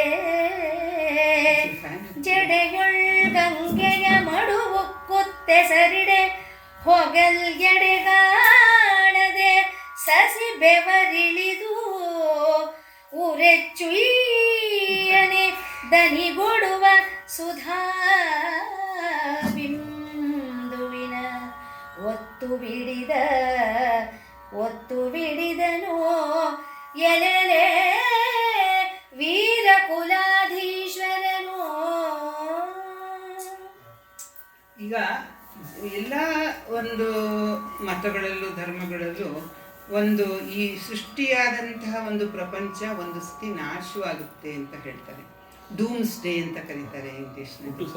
ಹೌದು, ಅಂದರೆ ಹುಟ್ಟು ಸಾವು ಅಂತಲ್ಲ, ಸಂಪೂರ್ಣವಾಗಿ ನಾಶವಾಗಿ ಮತ್ತೆ ಪುನರ್ ಸೃಷ್ಟಿ ಅಂತನ್ನುವಂಥ ಕಲ್ಪನೆ ಎಲ್ಲ ಇದೆ. ಅದನ್ನು ಇಂಗ್ಲೀಷ್ನಲ್ಲಿ ಡೂಮ್ಸ್ ಡೇ ಅಂತ ಹೇಳ್ತಾರೆ. ಅವರಲ್ಲೇನು ಅಂದರೆ ಈಗ ಏನು ಜೀವಿಗಳೆಲ್ಲ ಈಗ ಹುಟ್ಟಿದ್ದಾರೆ ಅವರೆಲ್ಲ ಒಂದು ಸತಿ ಅವರಿಗೆ ಒಂದು ಕಡೆಯ ನ್ಯಾಯ ನಿರ್ಣಯ. ಆಗ ಭಗವಂತ ಎಲ್ಲ ಜೀವಿಗಳನ್ನು ಇದು ಮಾಡಿಬಿಟ್ಟು ಅವರ ಪಾಪ ಪುಣ್ಯಗಳ ಒಂದು ಲೆಕ್ಕಾಚಾರ ತಕ್ಕಡಿಯಲ್ಲಿ ಹಾಕಿ ಸ್ವರ್ಗ ನರಕ ಅಂತ. ನಾನು ಸುಮ್ಮನೆ ಒಂದು ಸತಿ ನಮ್ಮ ಫ್ರೆಂಡ್ ಒಬ್ಬರಿಗೆ ಹೇಳಿದ್ದೆ, ಈಗ ತುಂಬ ಈಗ ಪ್ರಪಂಚ ಸೃಷ್ಟಿಯಾಗಿ ಎಷ್ಟೋ ಸಾವಿರಾರು ವರ್ಷಗಳಿದೆ, ಅವಾಗಿಂದ ಜೀವಿಗಳು ಹುಟ್ಟುತ್ತಾ ಇದ್ದಾರೆ ಆಯಿತಾ. ಅವರು ಆಗೆಲ್ಲ ಸತ್ತೋಗಿದ್ದಾರೆ, ಅವರು ಎಲ್ಲಿರ್ತಾರೆ ಡೂಮ್ಸ್ ಡೇ ತನಕ ಅಂದರು. ನಮ್ಮಲ್ಲಿ ಅದಕ್ಕೆ ಉತ್ತರ ಇದೆ. ಏನಿದೆ ಅಂದರು, ನಮ್ಮಲ್ಲಿ ಪುನರ್ಜನ್ಮ ಆಗ್ತಾ ಹೋಗುತ್ತೆ. ಪಾಪ ಪುಣ್ಯಗಳಿಂದಾಗಿ ನಾವು ಮತ್ತೆ ಮತ್ತೆ ಜನ್ಮಗಳನ್ನೆತ್ತಿ ಕಟ್ಟ ಕಡೆಯಲ್ಲಿ ಅವರ ಒಂದು ಸಾಧನೆಯ ಮೆಟ್ಟಿಲಿನ ಕಟ್ಟ ಕಡೆಗೆ ತಲುಪಿದಾಗ ಅಧ್ಯಾತ್ಮದ ಶಿಖರವಂತದ ಅಲ್ಲಿಂದ ಮುಕ್ತಿ ಅಂತ. ನಿಮ್ಮಲ್ಲಿ ಏನು ಮಾಡ್ತಾ ಕೂತಿರ್ತಾರೆ ಅವ್ರು ಯಾರಿಗೂ ಉತ್ತರ ತೋರಿಸ್ತಿಲ್ಲ ಯಾರಿಗೂ ಉತ್ತರ ತೋರಿಸ್ತಿಲ್ಲ. ಅಂದರೆ ಪ್ರತಿಯೊಂದು ಧರ್ಮದಲ್ಲೂ ಹೀಗೆ ಒಂದು ಡೂಮ್ಸ್ ಡೇ ಅಥವಾ ಒಂದು ಪ್ರಳಯ ಕಾಲ ಆ ಥರ ಇದೆ. ಹೀಗೆ ಇಲ್ಲಿ ಕಡೆಗಾಲದ ಕಿಚ್ಚಿನ ಕಡೆಗಾಲ ಅಂದರೆ ಇಡೀ ಪ್ರಪಂಚವನ್ನು ಜಗ್ಗನೆ ನುಂಗಿ ನೊಣೆಯುವಂತಹ ದಗ ಅಂತ ಹೇಳಿ ಉರಿದು ಬೂದಿ ಮಾಡುವಂತಹ ಬೆಂಕಿಯನ್ನು ಒಂದು ದಬ್ಬದಲ್ಲಿ ಅಥವಾ ಒಂದು ದೊಡ್ಡ ಇದರಲ್ಲಿ ಮುಚ್ಚಳವನ್ನು ಹಾಕಿ ಅದುಮಿ ಇಟ್ಟಾಗ ಆ ಮುಚ್ಚಳವನ್ನು ಜಗ್ಗನೆ ತೆಗೆದು ಬಿಟ್ಟರೆ ಆ ಬೆಂಕಿ ಚಿಮ್ಮುತ್ತಲ್ಲ, ಅದರ ಜ್ವಾಲೆ ಒಂದು ಭೀಕರತೆ ಎಂದು ಹೇಗಿರ್ಬೋದು. ಆ ರೀತಿಯಲ್ಲಿ ವೀರಭದ್ರನ ಜನನವಾಯಿತು ಅಂತ ಇಲ್ಲಿ ಆ ಕಡೆಗಾಲದ ಕಿಚ್ಚಿನ ಮುಚ್ಚಲು ತೆಗೆದಂದದೆ ಗುಡುಗುಡಿಸುವ ನಡುಗಣ್ಣವೇ ಒಡೆಯಲು ತೊಂಗಲ್ಗಿಡಿ ಕೆದರು ತುಕ್ಕಿದ ದಳ್ಳುರಿ ಗಗನವ ತೀವಲು ಬಿರಿಬಿಸಿಂ ಕಾದು. ಹಾಗೆ ಗುಡುಗುಡಿಸುವ ಆ ಕಣ್ಣೇನಾಯಿತು ಇವನಿಗೆ, ಆ ಕೋಪ ಇವನಲ್ಲಿ ಹೇಗಾಗಿ ನಮ್ಮಲ್ಲೂ ಅಷ್ಟೇ ಏನಾದರೂ ತುಂಬ ಕೋಪ ಬಂದಾಗ ಕಣ್ಣು ಕೆಂಪಾಗುತ್ತೆ. ಹೌದು ತಾನೆ? ಇದೆಲ್ಲ ದೇಹದಲ್ಲಿ ನಡೆಯುವಂತಹ ಒಂದು ಸಹಜವಾದಂತಹ ಒಂದು ಪ್ರತಿಕ್ರಿಯೆ. ಹಾಗೆ ಇಲ್ಲಿ ಅಷ್ಟೇ ಅಲ್ಲ, ಇವನ ದೇಹ ನಡುಗ್ತಾ ಇದೆ. ಯಾಕೆ? ತನ್ನ ಪತ್ನಿಯನ್ನು ಅಪಮಾನ ಮಾಡಿದ ಅವಳು ದೇಹವನ್ನು ಬಿಟ್ಟಳು. ಅಷ್ಟು ಅಪಮಾನ ನಡೆದಿದೆ ಎಂದಾಗ ಆ ಗುಡುಗುಡಿಸುವಂತಹ ಕೋಪದಿಂದ ನಡುಗಣ್ಣಿಂದ ಹೊಡಿತೇನೋ ಅನ್ನುವಂತಹ ರೀತಿಯಲ್ಲಿ ಆ ಚಿಮ್ಮಿ ಬರ್ತಾನವನು. ದಳ್ಳುರಿ ಗಗನವ ತೀವಲು, ಆ ಉಕ್ಕಿದಂತಹ ಬೆಂಕಿ ಆಕಾಶವನ್ನೆಲ್ಲ ಆವರಿಸಿ ಬಿಡುತ್ತೆ. ಆ ಬಿರುವಿಸಿ ಕಾದು ಆಕಾಶವನ್ನು ಆವರಿಸಿಬಿಟ್ಟು ಅದು ಕಾದು ಜಡೆಯೊಳು ಗಂಗೆಯ ಮಡು ಉಕ್ಕುತ್ತೆ. ಅದೇನಾಯಿತು? ಹೀಗೆ ಆ ಅಪಾರವಾದಂತಹ ಅಳತೆಗೆ ಎಟುಕದಂತಹ, ಅಳತೆ ಮಾಡಲು ಸಾಧ್ಯ ಸಿದ್ಧವಾಗದಂತಹ ಭೀಕರ ಜ್ವಾಲೆ ಇದಾದಾಗ, ಈ ಹಣೆಯಿಂದ ಹೊರಟಾಗ ಅವನ ನೆತ್ತಿಯಲ್ಲಿ, ಅವನ ಜಟೆಯಲ್ಲಿ ಇದ್ದಂತಹ ಗಂಗೆ ಕೊತ ಕೊತ ಕೊತ ಕೊತ ಕುದಿಯೋಕ್ಕೆ ಶುರು ಮಾಡಿದಂತೆ. ಕವಿಯ ಕಲ್ಪನೆ ಹೇಗಿರುತ್ತೆ ಅನ್ನೋಕ್ಕೆ, ಆ ಜಡೆಯೊಳ ಗಂಗೆಯು ಮಡು ಉಕ್ಕುತ್ತೆ ಸರಿದೆ, ಉಕ್ಕುತ್ತ ಎಸರಿಡೆ. ಎಸರು ಅಂತಂದರೆ ಅಡುಗೆಗೋಸ್ಕರ ನೀರಿಟ್ಟು ಕುದಿಯುತ್ತಲ್ಲ, ಕುದಿಯು ನೀರಿಗೆ ಹೆಸರು ಅಂತೇಳಿ. ಹೆಸರಿಡೆ ಹೊಗಲೆಡೆ ಗಾಣಿಸದೆ ಸಸಿ ಏನಾಯ್ತು, ಇಲ್ಲಿ ಗಂಗೆ ಇದ್ದಾಳೆ, ಅಲ್ಲೇ ಪಕ್ಕದಲ್ಲಿ ಚಂದ್ರ ಇದ್ದಾನೆ, ಅವಳು ಕುತು ಕುತು ಕುತು ಕುತು ಅಂತ ಈ ಹಣ್ಣೆಗಣ್ಣಿನ ಬೆಂಕಿಯ ಉರಿಯ ಕಾವಿನಿಂದ ಆ ಗಂಗೆಯ ನೀರು ಕೊತ ಕೊತ ಕುದೀತಿರುವಾಗ ಅದರ ಆವಿಯಿಂದ ಇಲ್ಲಿ ಇವನು ಬೆವರಡಕ್ಕೆ ಶುರು ಮಾಡಿದಂತೆ. ಶೀತಾಂಶು, ಚಂದ್ರನಿಗೆ ಇನ್ನೊಂದು ಹೆಸರು ಶೀತಾಂಶು ಅಂತ. ಅಂಶು ಅಂದರೆ ಕಿರಣ ಅಂಥೇಳಿ, ಶೀತಲವಾದ ಕಿರಣವನ್ನು ಉಳ್ಳವನು ಶೀತಾಂಶು. ಅವನು ಹಾಗೆ ಅವನ ಮೈಯಲ್ಲಿ ಬೆವರಿಡೋಕ್ಕೆ ಶುರುವಾದಾಗ ಅದು ಎಲ್ಲಿಂದ ಬಂತು? ಜಡೆಯೊಳು ಗಂಗೆಯ ಮಡು ಉಕ್ಕುತ್ತೆ ಸಿಡೆ ಹೊಗಲೆಡೆ ಗಾಣದೆ ಸಸಿ ಬೆವರಿಡಿದು ಊರೇ ಚುಯ್ಯನೆ. ಆ ಇಳಿದಂತಹ ಆ ಬೆವರು ಅವನ ಕಣ್ಣಿನ ಮೇಲೆ ಬಿದ್ದು, ಈ ಕಾವಲಿಯ ದೋಸೆ ಕಾವಲಿ ಕಾದಾಗ ನೀರು ಹಾಕಿದಾಗ ಎಂತ ಹಾಗೆ ಆ ಕಣ್ಣಿನ ಮೇಲೆ ಬಿದ್ದು ಚುಯಿ ಅಂತ. ಇದೆಲ್ಲ ಅನುಕರಣ ಅವ್ಯಯ ಅಂತ ಕರೀತಾರೆ. ಚುಯಿ ಅನ್ನೋದು ದಿಗಿ ದಿಗಿ, ಢಮಢಮ, ಈ ಥರದ್ದು ಏನಿರ್ತದೆ, ಒಂದು ಪ್ರಕೃತಿಯಲ್ಲಾಗಲಿ ಅಥವಾ ಎಲ್ಲೇ ಆಗಲಿ ಕಾಣುವ ಒಂದು ಸದ್ದು ನಮ್ಮ ಅಕ್ಷರಗಳ ಒಂದು ಮಿತಿಯೊಳಗೆ ಸಿಗುವುದಿಲ್ಲ. ನಾವು ಆ ಇಂದ ನಾ ತನಕ ನಮ್ಮ ಪದಗಳ ಮಿತಿಯಲ್ಲಿ ಸಿಗುವುದಿಲ್ಲ. ಆದರೆ ಮನುಷ್ಯ ಅದನ್ನು ಹೇಗೋ ಅನುಕರಿಸ್ತಾನೆ. ಹೌದು ತಾನೆ? ಈಗ ಕೋಗಿಲೆ ಕೂವುದು ಕೂ ಅಂತಲ್ಲ, ಅದು ಖಂಡಿತವಾಗಿ ಕಾ ಕೊಂಬಿನ ದೀರ್ಘ ಕೂ ಅಲ್ಲವೇ ಅಲ್ಲ. ಆದರೆ ಅದಕ್ಕೆ ಹತ್ತಿರವಾದಂತಹ ಒಂದು ರೀತಿಯಲ್ಲಿ ನಾವು ಪದಗಳನ್ನ ಮಾಡ್ತೀವಿ. ಹಾಗೆ ಇಲ್ಲಿ ಎಷ್ಟು ಚೆನ್ನಾಗಿದೆ. ಅಲ್ಲ, ಪ್ರತಿಯೊಂದನ್ನು ನಾವು ಅನುಕರಿಸ. ಅದ್ರೇನು ಗೊತ್ತಾ, ನಮ್ಮ ಧ್ವನಿಯಿಂದ ಅದು ನಿಜ, ಅದು ನಿಜ. ಈಗ ಸರಿಗಮ ಪದ ನಿಸ ಅದೆಲ್ಲ ಹೇಳ್ತದ, ವೃಷಭದಿಂದ ಬಂತು, ಅದರಿಂದ ಬಂದಿದೆ ಆಯ್ತಾ ಕೆಲವನ್ನ. ಹಾಗೆ ಇಲ್ಲಿ ಆ ದೋಸೆ ಕಾವಲಿ ಮೇಲೆ ನೀರು ಬಿದ್ದಾಗ ಹೇಗೆ ಶ್ರೀ ಅನ್ನುತ್ತೋ, ಹಾಗೆ ಈ ಕೊತ ಕೊತ ಇದಾಗ್ತಿದ್ದಂಥ ಬೆಂಕಿಯ ಹಣೆಗಣ್ಣಿನ ಮೇಲೆ ಚಂದ್ರನ ಬೆವರು ಇಳಿದಾಗ ಶ್ರೀ ಅಂತ ಹೇಳಿ, ಹಾಗೆ ಸುಧಾಬಿಂದುವಿನ ಒತ್ತು ಬಿಡದ ಎಲೆಲೇ ವೀರ ಕುಲಾಧೀಶ್ವರ. ಆ ಎಲೆಲೆ ಎನ್ನುವಾಗ ಆ ಒಂದು ಉದ್ಗಾರ, ಅದು ಅದ್ಭುತದ, ಆಶ್ಚರ್ಯದ, ಆ ಬೆರಗಿನ ಅಥವಾ ಭಯದ ಎಲ್ಲವನ್ನು ಅಥವಾ ಎಲ್ಲವನ್ನೂ ಒಟ್ಟಿಗೆ ತಗೊಳ್ಬೋದು. ಎಲೆಲೇ ವೀರ ಕುಲಾಧೀಶ್ವರ ಅಂತ ಹೇಳಿ ವೀರಪದದ ಬಗ್ಗೆ ಹೇಳ್ತಾರೆ. ಘುಳ್ಳು ಘುಳ್ಳು ಗುಡ್ಡು ಗುಡ್ಡು ಚಳಿ ಚಳಿ ಚಿಟಿ ಚಿಟಿ ಧಗ ಧಗ ಥಳ ಥಳ ಭೂರ್ ಭೂರ್ ಭೂರ್ ಭೂರ್ ಭುಗಿ ಭುಗಿಲೆಂಬಬ್ಬರ ವಿರದ ಅಟ್ಟಳಿಸಲ್ ಕೆಂಡೆಡಲೆನೆ ಜಯತು ಜಯತು ಬುಬುಬೆಂದು ಗಣೇಶ್ವರ ರುಲಿಯೇ ಜಳದಿಗಳು ಕುಕ್ಕಲು ಕುಲಗಿರಿಗಳು ಕುಂಬಿಡೆ ಧರೆಗಳಿಯಲ್ ನಭವದಿರಲ್ ತಾರೆಗಳಿದಿರಲ್ ತಾರೆಗಳುದಿರಲ್ ಶಶಿ ಜಳ ಜಸಖರ್ ತಿರುಗಲ್ ಜನ್ನನ ಜನ ಜರಿಗೆಲು ಲಂಘಿಸಿದನು ನಿಚ್ಚಟನು. ಇದೆಲ್ಲ ಅನುಕರಣಾವ್ಯಯ ಅಂತ ಹೇಳ್ತಾರೆ. ಅನುಕರಣ ಶಬ್ದ ಪ್ರಕೃತಿಯಲ್ಲಿ ಏನು ಸದ್ದಾಗುತ್ತೆ, ಅದು ಪ್ರಾಣಿಗಳಿದ್ದಿರ್ಬೋದು ಅಥವಾ ಪ್ರಕೃತಿಯಲ್ಲಿ ಉಂಟಾಗುವ ಮರಗಳ ಮರ್ಮರ ಇರ್ಬೋದು, ಮತ್ತೊಂದಿರ್ಬೋದು, ಅದನ್ನ ಅನುಕರಿಸುವ ಶಬ್ದಕ್ಕೆ ಅಥವಾ ಇದರಲ್ಲಿ ಅದಕ್ಕೆ ಇದು ಗುಳುಗುಳು ಗುಳುಗುಳು ಚಳಿ ಗುಳುಗುಳು ಗುಳುಗುಳು ಚಿಳಿ ಚಿಳಿ ಚಿಟಿ ಚಿಟಿ ಧಗ ಧಗ ತಳ ತಳ ಬುಂಗಿ ಲೆಬ್ಬ ಅಬ್ಬಬ್ಬರ ವಿರುದ್ಧ ಅಟ್ಟಳಿಸಲ್ ಕಂಡಲೆ ಎಲ್ಲೆಲ್ಲೆಲ್ಲೆಲ್ಲೆ ಚಳಿಜಾಯ್ತು ಬೊಬ್ಬು ಬೊಬ್ಬೆಂದು ಗಣೇಶರು. ಅದು ಆ ಆರ್ಭಟ ಬಂದಾಗ, ಅಂದರೆ ಆ ವೀರಭದ್ರನ ಆರ್ಭಟ ಹೇಗಿತ್ತು ಅನ್ನೋದನ್ನ ಈ ತರಹದ ಪದಗಳಿಂದ ಮಾತ್ರ ಒಂದು ಏನು ಆರ್ಭಟಿಸಿದ ಅಂತ ಬಂದ ಅಂದರೆ ಆಗಲ್ಲ. ಇದು ಹೀಗೆ ಗುಳುಗುಳು ಗುಳುಗುಳು ಚಿಡಿ ಚಿಡಿ ಚಿಟಿ ಚಿಟಿ ದಗ ದಗ, ಏನು ಇವೆಲ್ಲ ಹೇಗೆ ಅನುಕರಣ ಶಬ್ದಗಳು ಹೇಗೆ ಒಂದೊಂದು. ಆಮೇಲೆ ಇನ್ನೊಂದು ಏನು ಅಂದರೆ, ಸಾಧಾರಣವಾಗಿ ಪರಶಾಕ್ಷರಗಳು ಅಂತ ಹೇಳ್ತಾರೆ. ಕ ರ ಠ ಡ ಇವುಗಳು ಪರುಷಾಕ್ಷರಗಳು ಅಂತ ಹೇಳ್ತಾರೆ. ಇವುಗಳು ಜಾಸ್ತಿ ಬಂದಾಗ ಅದು ಒಂದು ಒರಟುತನವನ್ನ ಒಂದು ಇದಕ್ಕೆ ಶಬ್ದಕ್ಕೆ ಕೊಡುತ್ತೆ. ಅದನ್ನ ಇದರಲ್ಲಿ ಗುಳುಗುಳು ಗುಡುಗುಡು ಚಿಳಿ ಚಿಳಿ ಚಿಟಿ ಚಿಟಿ ಧಗ ಧಗ ಥಳ ಥಳ ಭೂರ್ ಭುಗಿ ಲೆಂಬ ಅಬ್ಬರ ವಿರದ ಅಟ್ಟಳಿಸಲ್ ಕಂಡ ಎಲೆಲೆಲೆಲೆ ಜಯತು ಬೊಬ್ಬು ಬೊಬ್ಬೆಂದು. ಈ ಬುಬು ಬೆಂದು ಅಂದ್ರೆ ಏನು? ಬೊಬ್ಬು ಬೊಬ್ಬು ಅಂತ ನಾವು ಯಾವ ಅಂತ ಹೇಳ್ತೀನಿ ಹೇಳಿ ನೋಡೋಣ. ಅಂದ್ರೆ ಅಲ್ಲ ಅನ್ನದ್ದಲ್ಲ ಬಾಬಾ, ನಮಗೆ ತೊಡರ್ದಾಗ ಹೌದಾ? ಭಯವಾದಾಗ ಹಾಗೆ ಅಂತ ತೊಡರುದು ಯಾವಾಗ ಅಂದ್ರೆ ಭಯವಾದಾಗ. ಇಲ್ಲಿ ಬೆಬೆಂದು ಗಣೇಶ್ವರರು ಅಂದ್ರೆ ಈಶ್ವರನ ಆ ಪ್ರಮಥ ಗಣಗಳಿತ್ತಲ್ಲ, ಭೂತಗಣಗಳು, ಇವನ ಅರ್ಭಟಿಸಿ ಇವನು ಚಿಮ್ಮಿದ ರೀತಿಯನ್ನು ನೋಡಿದಾಗ ಆ ಗಣೇಶ್ವರರಿಗೆ ತಬ್ಬಿಬ್ಬಾಗಿ ಅವರು ಏನ್ ಹೇಳ್ಬೇಕು, ಇದು ಇದರ ಅರ್ಥ. ಆಮೇಲೆ ಜಲಧಿಗಳು ಉಕ್ಕಳು ಎಂಥ ಆರ್ಭಟದಿಂದ, ಯಾಕೆಂದ್ರೆ ಪ್ರಕೃತಿಯೂ ಸಹಿತ ಯಾವುದಾದ್ರೂ ಒಂದು ವಿಶೇಷವಾದಂತಹ ಒಂದು ಈ ತರಹದ ನಭೂತೋ ನ ಭವಿಷ್ಯತಿ ಎನ್ನುವಂತಹ ಒಂದು ಆರ್ಭಟದ ಘಟನೆ ನಡೆದಾಗ ಆ ಜಲಧಿಗಳೇ ಉಕ್ಕಿ ಬಿಡ್ತಂತೆ. ಜಲಧಿಗಳು ಉಕ್ಕಳು, ಕುಲಗಿರಿಗಳು ಕುಂಬಿಡೆ. ಕುಲಗಿರಿಗಳು ಅಂತಂದ್ರೆ 7 ಪರ್ವತವನ್ನು ಹೇಳ್ತಾರೆ. ಕುಲಗಿರಿ 7 ಅಥವಾ 8: ಮಹೇಂದ್ರ, ಮಲಯ, ಸಹ್ಯಾದ್ರಿ, ಶುಕ್ತಿಮಾನ್, ವೃಕ್ಷ ಪರ್ವತ, ವಿಂಧ್ಯ ಮತ್ತು ಪಾರಿಯಾತ್ರ ಅಂತ ಹೇಳ್ತಾರೆ. ಇನ್ನು ಕೆಲವು ಕಡೆ ಹಿಮಾಲಯವನ್ನು ಅದ್ರ ಇವುಗಳಿಗೆ ಕುಲಗಿರಿಗಳು ಅಂದ್ರೆ ಶ್ರೇಷ್ಠವಾದ ಕುಲ ಅನ್ನೋದನ್ನ, ಶ್ರೇಷ್ಠ ಅನ್ನೋದು ಯಾವ ಕುಲ ನೀನು ಅಂದ್ರೆ ಯಾವ ಶ್ರೇಷ್ಠ ಕುಲದಿಂದ. ಇವುಗಳಿಗೆ ಬೇಕಾದಷ್ಟು ಪರ್ವತಗಳಿವೆ, ಬೇಕಾದಷ್ಟು ಬೆಟ್ಟಗಳಿವೆ. ಆದರೆ ಇವುಗಳನ್ನ ಕೆಲವು ಅವುಗಳ ಗುಣ, ಎತ್ತರ ಮತ್ತೊಂದರಿಂದ ಕುಲಗಿರಿಗಳು ಅಂತ ನಮ್ಮಲ್ಲಿ ಇದು ಮಾಡಿದರೆ, ಈ ಕುಲಗಿರಿಗಳು ಸಹಿತ ಕುಂಬಿಡೆ ಅಂದ್ರೆ ಬಾಗಿ ಬಿಟ್ಟುವಂತೆ. ಈ ವೀರಭದ್ರನ ಆರ್ಭಟವನ್ನು ನೋಡಿ, ಅವನು ಹುಟ್ಟಿದ ರೀತಿಯನ್ನು ನೋಡಿ, ಚಿಮ್ಮಿದ ರೀತಿಯನ್ನು ನೋಡಿ ಕುಂಬಿಡೆ ಧರೆಯಲ್ಲಿ ಅಭವದು ಧರೆಯಳಿಯಲ್ಲಿ ಧರೆಯಡಿಯನ್ನು ನಭವವು ಅದಿರಲು, ಧರೆ ಅಳಿಯಿತು ಅಂದ್ರೆ ಭೂಮಿಯೇ ಸಹಿತ ಹೇಗೇಗೋ ಅಲುಗಾಡೋಕೆ ಶುರುವಾಯಿತು.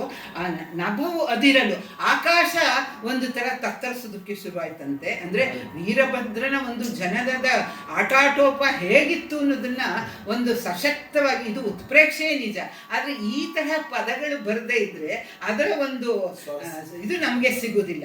ಆಮೇಲೆ ತಾರಗಳು ಉದುರಲು, ತಾರಗಳೆಲ್ಲ ಅಲ್ಲಿ ತಮ್ಮ ಸ್ವಸ್ಥಾನದಿಂದ ಜಗಳಿ ಬಿದ್ದು ಹೋಯ್ತಂತೆ. ಶಶಿಜಳ ಸಕರ ತಿರುಗಲು, ಜಲಜ ಸಖ ಅಂದ್ರೆ ಕಮಲದ ಸ್ನೇಹಿತನಾದಂಥ ಸೂರ್ಯ, ಅವರು ಸಹಿತ ತಮ್ಮ ಒಂದು ಏನು ಪಥದಿಂದ ಅವರು ಜರುಗಿ ಬಿಟ್ರಂತೆ. ನಡುಗು ಬಿಟ್ಟಾಗ ನಾವು ಒಂದು ಎತ್ತಗೆ ನಿಂತಿರ್ತೀವಿ, ನಾವು ಇದಾದಾಗ, ಭಯವಾದಾಗ ಅಥವಾ ಏನಾದರೂ ಇದಾದಾಗ ಒಂದು ಸತಿ ನಾವು ಸರ್ಕೋತೀವಿ. ಹಾಗೆ ಈ ಚಂದ್ರ ಸೂರ್ಯರು ತಮ್ಮ ಪಥದಿಂದ ಜರುಗಿ ಬಿಟ್ರಂತೆ. ಆಗ ಜನ್ನದ ಜನ ಜರಿಯರು ಲಂಘಿಸಿದನು ನಿಚ್ಚಟನು. ಅಲ್ಲಿ ಸಹಿತ ಇದರ ಒಂದು ಪರಿಣಾಮ, ಈ ಆಫ್ಟರ್ ಮಾತ್ ಅಂತ ಹೇಳ್ತಾರಲ್ಲ, ಎಲ್ಲಾದ್ರೂ ಭೂಕಂಪ ಆದರೆ ಅದ್ರದ್ದು ನೆಕ್ಸ್ಟ್ ಬರ್ತಲ್ಲ, ಆ ರೀತಿ ಇಲ್ಲಾದಂತಹ ಅದ್ಭುತವಾದಂತಹ ಈ ವೀರಭದ್ರನ ಜನನದ ಪರಿಣಾಮ ಏನಾಗಿದೆ ಅಂದರೆ, ಆ ಜನ್ನದ ಜನ ಜರಿಯಲು ಅವರು ಸಹಿತ ಅಲುಗಾಡಿ ಬಿಟ್ರಂತೆ. ಅದು ನಡೆದಿರುವುದು ಕೈಲಾಸದಲ್ಲಿ, ಇದು ನಡೆದಿರುವುದು ಇಲ್ಲೆಲ್ಲವ ಕನಕಳಾನುಪುರದ ಕಡೆ. ಆ ರೀತಿ ಆಯಿತು. ಅಂದರೆ ವೀರಭದ್ರನ ಜನನದ ಆರ್ಭಟ, ಆಟಾಟೋಪ, ಒಂದು ವೈಭವ ಹೇಗಿತ್ತು ಅನ್ನೋದನ್ನ ಈ ಎಲ್ಲ ಶಬ್ದ ಚಿತ್ರಗಳ ಮೂಲಕ, ಅನುಕರಣೀಯ ಒಂದು ಈ ಪದಗಳ ಮೂಲಕ ಬಹಳ ಪರಿಣಾಮಕಾರಿಯಾಗಿ ಜನ ಕಟ್ಕೊಡ್ತಾನೆ.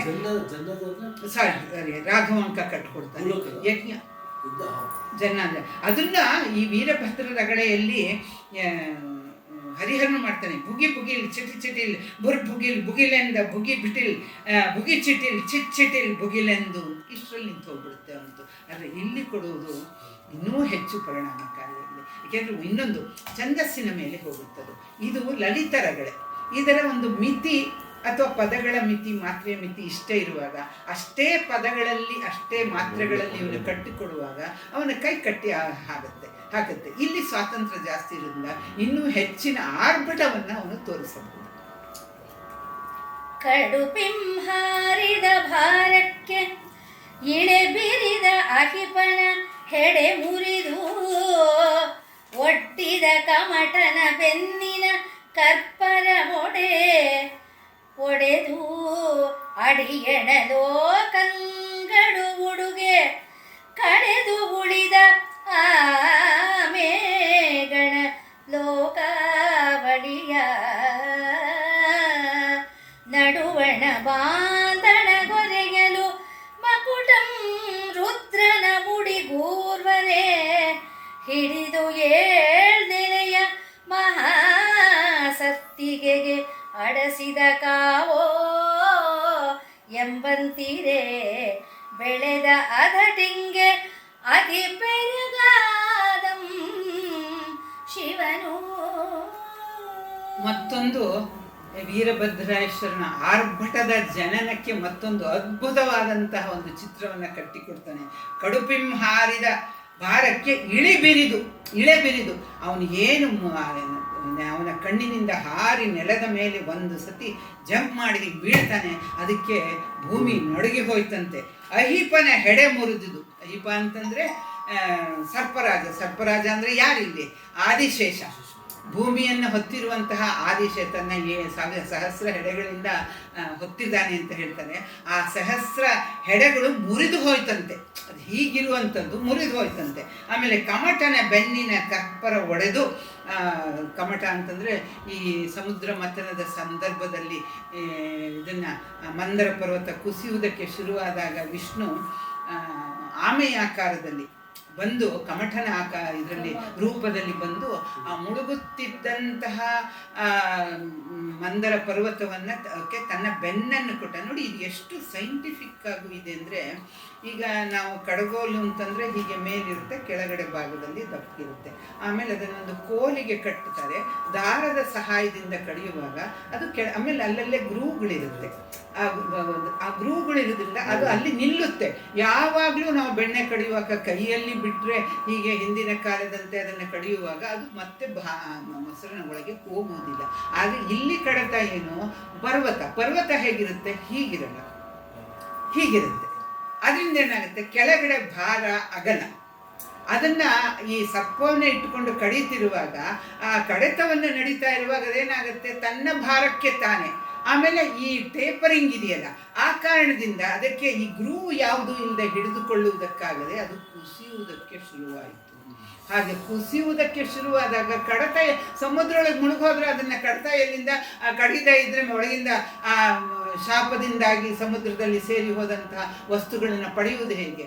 ಆಗ ಎಲ್ಲರೂ ಬೇಡಿಕೊಂಡಾಗ ವಿಷ್ಣು ಅಂದರೆ ಇನ್ನೆಷ್ಟು ದೊಡ್ಡ ಇದಿರ್ಬೋದು, ಅವತಾರದ ಒಂದು ವಿಶೇಷವನ್ನು ನೋಡಿ. ಇನ್ನು ಯಾವ ಅವತಾರವನ್ನು ತಾಳಿದ್ದರೂ ಆ ಮಂದರ ಪರ್ವತವನ್ನು ಬೆನ್ನಿನ ಮೇಲೆ ಇಟ್ಕೊಳ್ಳೋಕೆ ಸಾಧ್ಯವಾಗ್ತಿರ್ಲಿಲ್ಲ.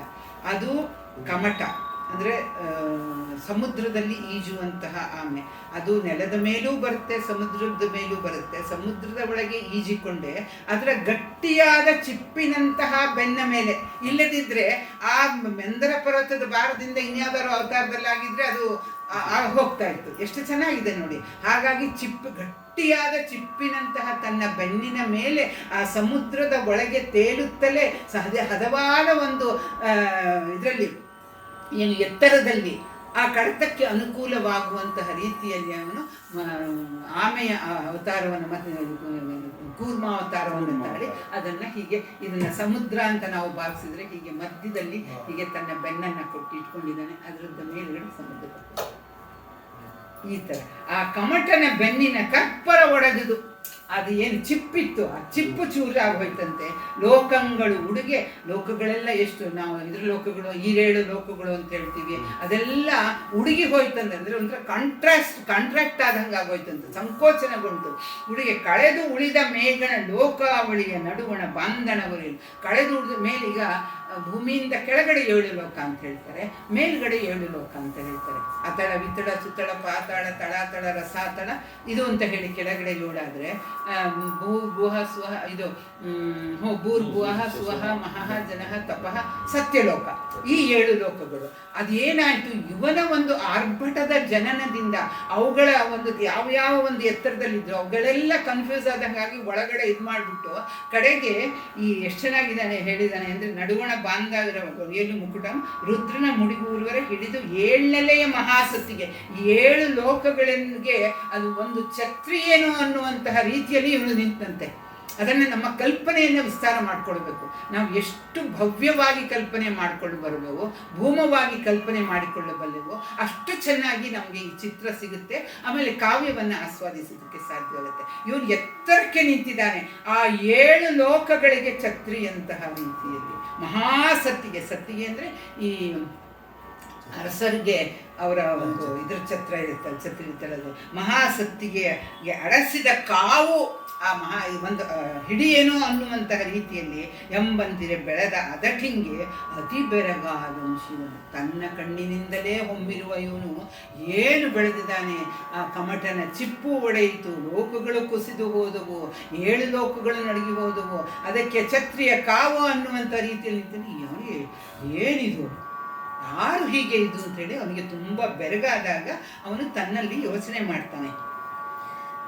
ಒಡೆಯೊಳ್ವುಗುಳೆನ್ನ ಮಹಾಕೋಪಂಗಡ ಬಂದಡೆದ ಉರಿಗಣ್ಣಿಂ ಪೊರಮಡಲ್ ಉಳಿದ ಅತಿಶಾಂತಿಯ ಮಡುವೆನಿಸುತ್ತಂ ತಾನೇಗೆ ಅರಿಯದೆ ಕೆರಳಿದನು ಏಕಿವ ಜನಿಸಿದನು ಎಂದು ಮೃಡ ಬೆರಗಾಗುತ್ತ ಹೋ ಹೋ ಸೈರಿಸು ಸೈರಿಸು ಬಿಡು ಬಿಡು ಕೋಪವನು ಉಡುಗುಡುಗುದ ಅತ್ಯುದಯವನೀ ಬಡಲೋಕಂಗಳನ್ನು ಎಡೆಗಿಡಿಸದಿರು ಎನೆ ಕಣ್ಗಳ ಒಡವ ಅಂದವ ಧರಿಸಿದನು. ಏನು ಬೆಳೆದಿದ್ದಾನೆ ಬಿದ್ದನಿ. ಹೀಗೆ ಲೋಕವೆಲ್ಲ ಎಲ್ಲ ಲೋಕಗಳು ಅಲ್ಲೋಲ ಕಲ್ಲೋಲವಾಗುವಂತಹ ರೀತಿಯಲ್ಲಿ ಮಹಾದ್ಭುತವಾದಂತಹ, ಬರೀ ಅದ್ಭುತವಷ್ಟೇ ಅಲ್ಲ, ಭಯಂಕರವಾದ ರೂಪವನ್ನು ತಡೆದು ನಿಂತಾಗ ಈಶ್ವರನಿಗೆ ಬೆರಗಾಯ್ತದೆ.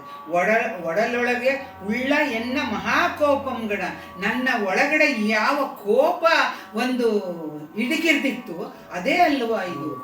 ಯಾಕೆಂದರೆ ಅವನಿಗೆ ಬರುವ ಕೋಪ ಕಡಿಮೆ ಅಲ್ಲ. ಒಂದು ತನ್ನನ್ನು ತುಂಬ ತಿರಸ್ಕಾರ ಮಾಡಿದ್ದೊಂದು. ಯಾಕೆಂದರೆ ಮದಾಂಧನಾದ ಒಬ್ಬ, ನಿಷ್ಪ್ರಯೋಜಕನಾದ ಒಬ್ಬ ತನ್ನನ್ನು ಹೀಗೆ ತಿರಸ್ಕಾರ ಮಾಡಿದನಲ್ಲ ಅನ್ನುವ ಕೋಪ. ಅದಕ್ಕಿಂತ ಹೆಚ್ಚಾಗಿ ತನ್ನ ಪ್ರಿಯ ಪತ್ನಿಯಾದಂತಹ ದಾಕ್ಷಾಯಣಿಗೆ ಅಪಮಾನ ಮಾಡಿ, ಆಮೇಲೆ ಅವಳ ಕಣ್ಣೆದುರಿಗೆ ತನಗೆ ಅಪಮಾನ ಮಾಡಿ, ಅದರಿಂದ ಅವಳು ದೇಹವನ್ನು ತ್ಯಜಿಸಿದಳಲ್ಲ. ಇದು ಅವನಲ್ಲಿ ಉಂಟಾದ ಅತ್ಯುಗ್ರವಾದ ಕೋಪಕ್ಕೆ. ಆದ್ದರಿಂದ ನನ್ನ ಒಳಗೆ ಇರುವಂತಹ ಮಹಾಕೋಪ, ಅತ್ಯುಗ್ರವಾದ ಕೋಪ ಅಲ್ವಾ ಇದು.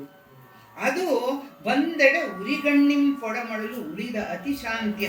ಹಾಗೆ ಇದು ಆ ಕೋಪದ ಇದು ಏನಾಯಿತು, ಅದು ಹೊರಗಡೆ ಹೊರಟು ಬಿಟ್ಟು ಅದು ಒಂದು ಮಾನುಷಾಕಾರವನ್ನು, ವೀರಭದ್ರನ ರೂಪವನ್ನು ತಾಳ್ತು.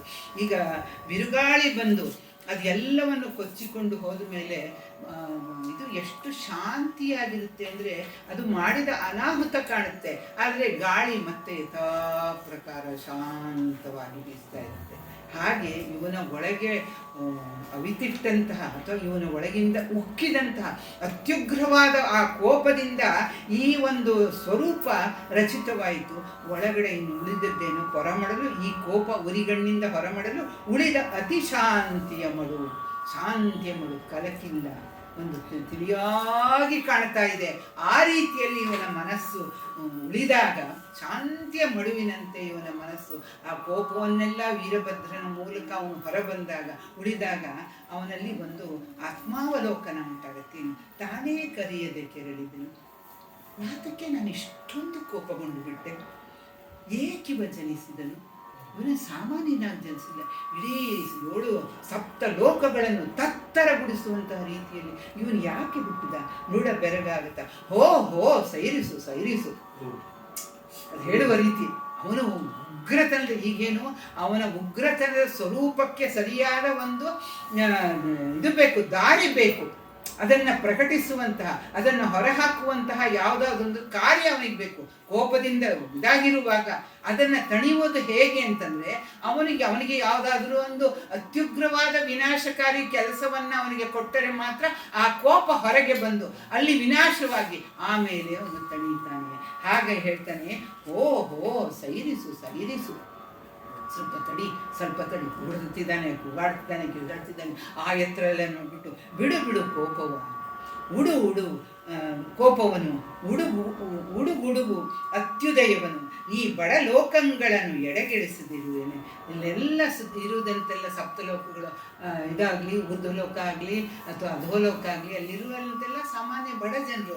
ನಿನ್ನ ಕೋಪದಿಂದ ಆ ಸಪ್ತ ಲೋಕಗಳು ನಾಶವಾಗುವಂತಹ ರೀತಿಯಲ್ಲಿ ಕಾಣ್ತಾ ಇದೆ, ಅವುಗಳನ್ನು ನೀನು ಕೆಡಿಸಬೇಡ ಅಂತ ಹೇಳಿದಾಗ ತನ್ನ ಸ್ವಾಮಿಯಾದಂತಹ ಅಥವಾ ಅವನಿಂದಲೇ ಹುಟ್ಟಿದಂತಹ ವೀರಭದ್ರ ಇವನ ಮಾತನ್ನು ಕೇಳಿ ಕಣ್ಣಿಗೆ ಅಳವಡುವ ಅಂದವನ್ನು ಧರಿಸಿದನು. ಅಂದರೆ ಕಣ್ಣು ತಡೆದುಕೊಳ್ಳಲು ಬಹುದಾದಂತಹ ಒಂದು ರೂಪವನ್ನು, ಅತ್ಯುಗ್ರ ರೂಪವನ್ನು ಸ್ವಲ್ಪ ಶಾಂತ ಮಾಡಿಕೊಳ್ತಾನೆ. ಹೇಳಿದಂಗೆ ಮುತ್ಸವ ದೀಕ್ಷಿತರದ್ದು ಕೀರ್ತನೆ ಇದೆ. ರುದ್ರ ಕೋಪಜಾತ ವೀರಭದ್ರಮಾಶ್ರಯೇ, ರುದ್ರಪ್ರಿಯರಾಗುತ್ತೆ. ರುದ್ರಕೋಪಜಾತ ವೀರಭದ್ರಮಾಶ್ರಯ, ರುದ್ರಕೋಪದಿಂದ ಹುಟ್ಟಿದಂಥ ವೀರಭದ್ರನನ್ನ ನಾನು ಆಶ್ರಯಿಸ್ತೀನಿ. ಸೊಡರ್ ಗುಡಿ ಬೆಳಗಿನ ಮೈವಣ್ಣಂ ನಿಡುಜಡಿ ಮುಡಿ ನಡು ನೆತ್ತಿಯ ಲಿಂಗಂ ಮುಕುಟಂ ಪಣಿಕೊಂಡಲ ಕುಡಿಗಣ್ಣು ಉರಿಗೆದರುವ ಪಂಚಮುಖಂ ನಿಡುದಾಡೆಗಳೆಸೆವ ಸಹಸ್ರಭುಜಂ ಉಡುಗೆಯ ಚಲ್ಲಣ ಕಿಗ್ಗಟ್ಟಿನ ಭೀಡಾಯುಧ ಬಿಡುವ ಶಿರೋಮಾಲಾಭರಣಗಳ್ ಎಂಬಗ್ಗದ ತೊಡವು ಅಹಿತರ ಹಾಹೆಗಳೆಳೆಯಲು ವೀರೇಶನ ನಿಲವು ಆರಂ ನಡುಗಿಸದು. ಈಶ್ವರನ ಒಂದು ಆಜ್ಞೆ ಮೇಲೆಗೆ ಹೋಗೋ ಸೈರಿಸು ಅಂದಾಗ ಆ ಭೀಕರವಾದ ಬ್ರಹ್ಮಾಂಡವನ್ನೇ ನಡುಗಿಸುವಂತಹ ರೂಪವನ್ನು ಸ್ವಲ್ಪ ಶಾಂತಿ ಮಾಡಿಕೊಂಡಿದ್ದಾನೆ. ಆದರೆ ಆ ಶಾಂತಿ ಮಾಡಿಕೊಂಡ ಆ ಶಾಂತಿಯನ್ನು ತಳೆದಂತಹ ರೂಪವೂ ಸಹಿತ ಹೇಗಿತ್ತು ಅಂತ ಇಲ್ಲಿ ಕವಿ ಹೇಳ್ತಾನೆ. ಸೊಡಗುಡಿ ಬೆಳಗಿನ ಮೈ ಬಣ್ಣ, ಆ ಹಣತೆ ಇರ್ತಲ್ಲ, ಹಣತೆಯ ಕುಡಿ, ಆ ದೀಪದ ಕುಡಿ ಏನಿರುತ್ತೆ, ಒಂದು ಥರ ಜಾಜಲ್ಲೆ ಮರ ಕಾಂತಿಯುತವಾದ ಬಣ್ಣ, ಚಿನ್ನದ ಕಾಂತಿಯುತ ಮೈ ಬಣ್ಣ ಇದೆ ಅವನಿಗೆ. ನಿಡು ಜಡೆ, ಉದ್ದವಾದಂತಹ ಜಡೆ ಮುಡಿ, ಜಡೆ ಮುಡಿ, ನಡುನೆತ್ತಿಯ ಲಿಂಗಂ. ಇವನು ಜನಿಸಿದವನಿಗೆ ಇಲ್ಲಿ ನಡುನೆತ್ತಿಯಲ್ಲಿ ಲಿಂಗವಿದೆ.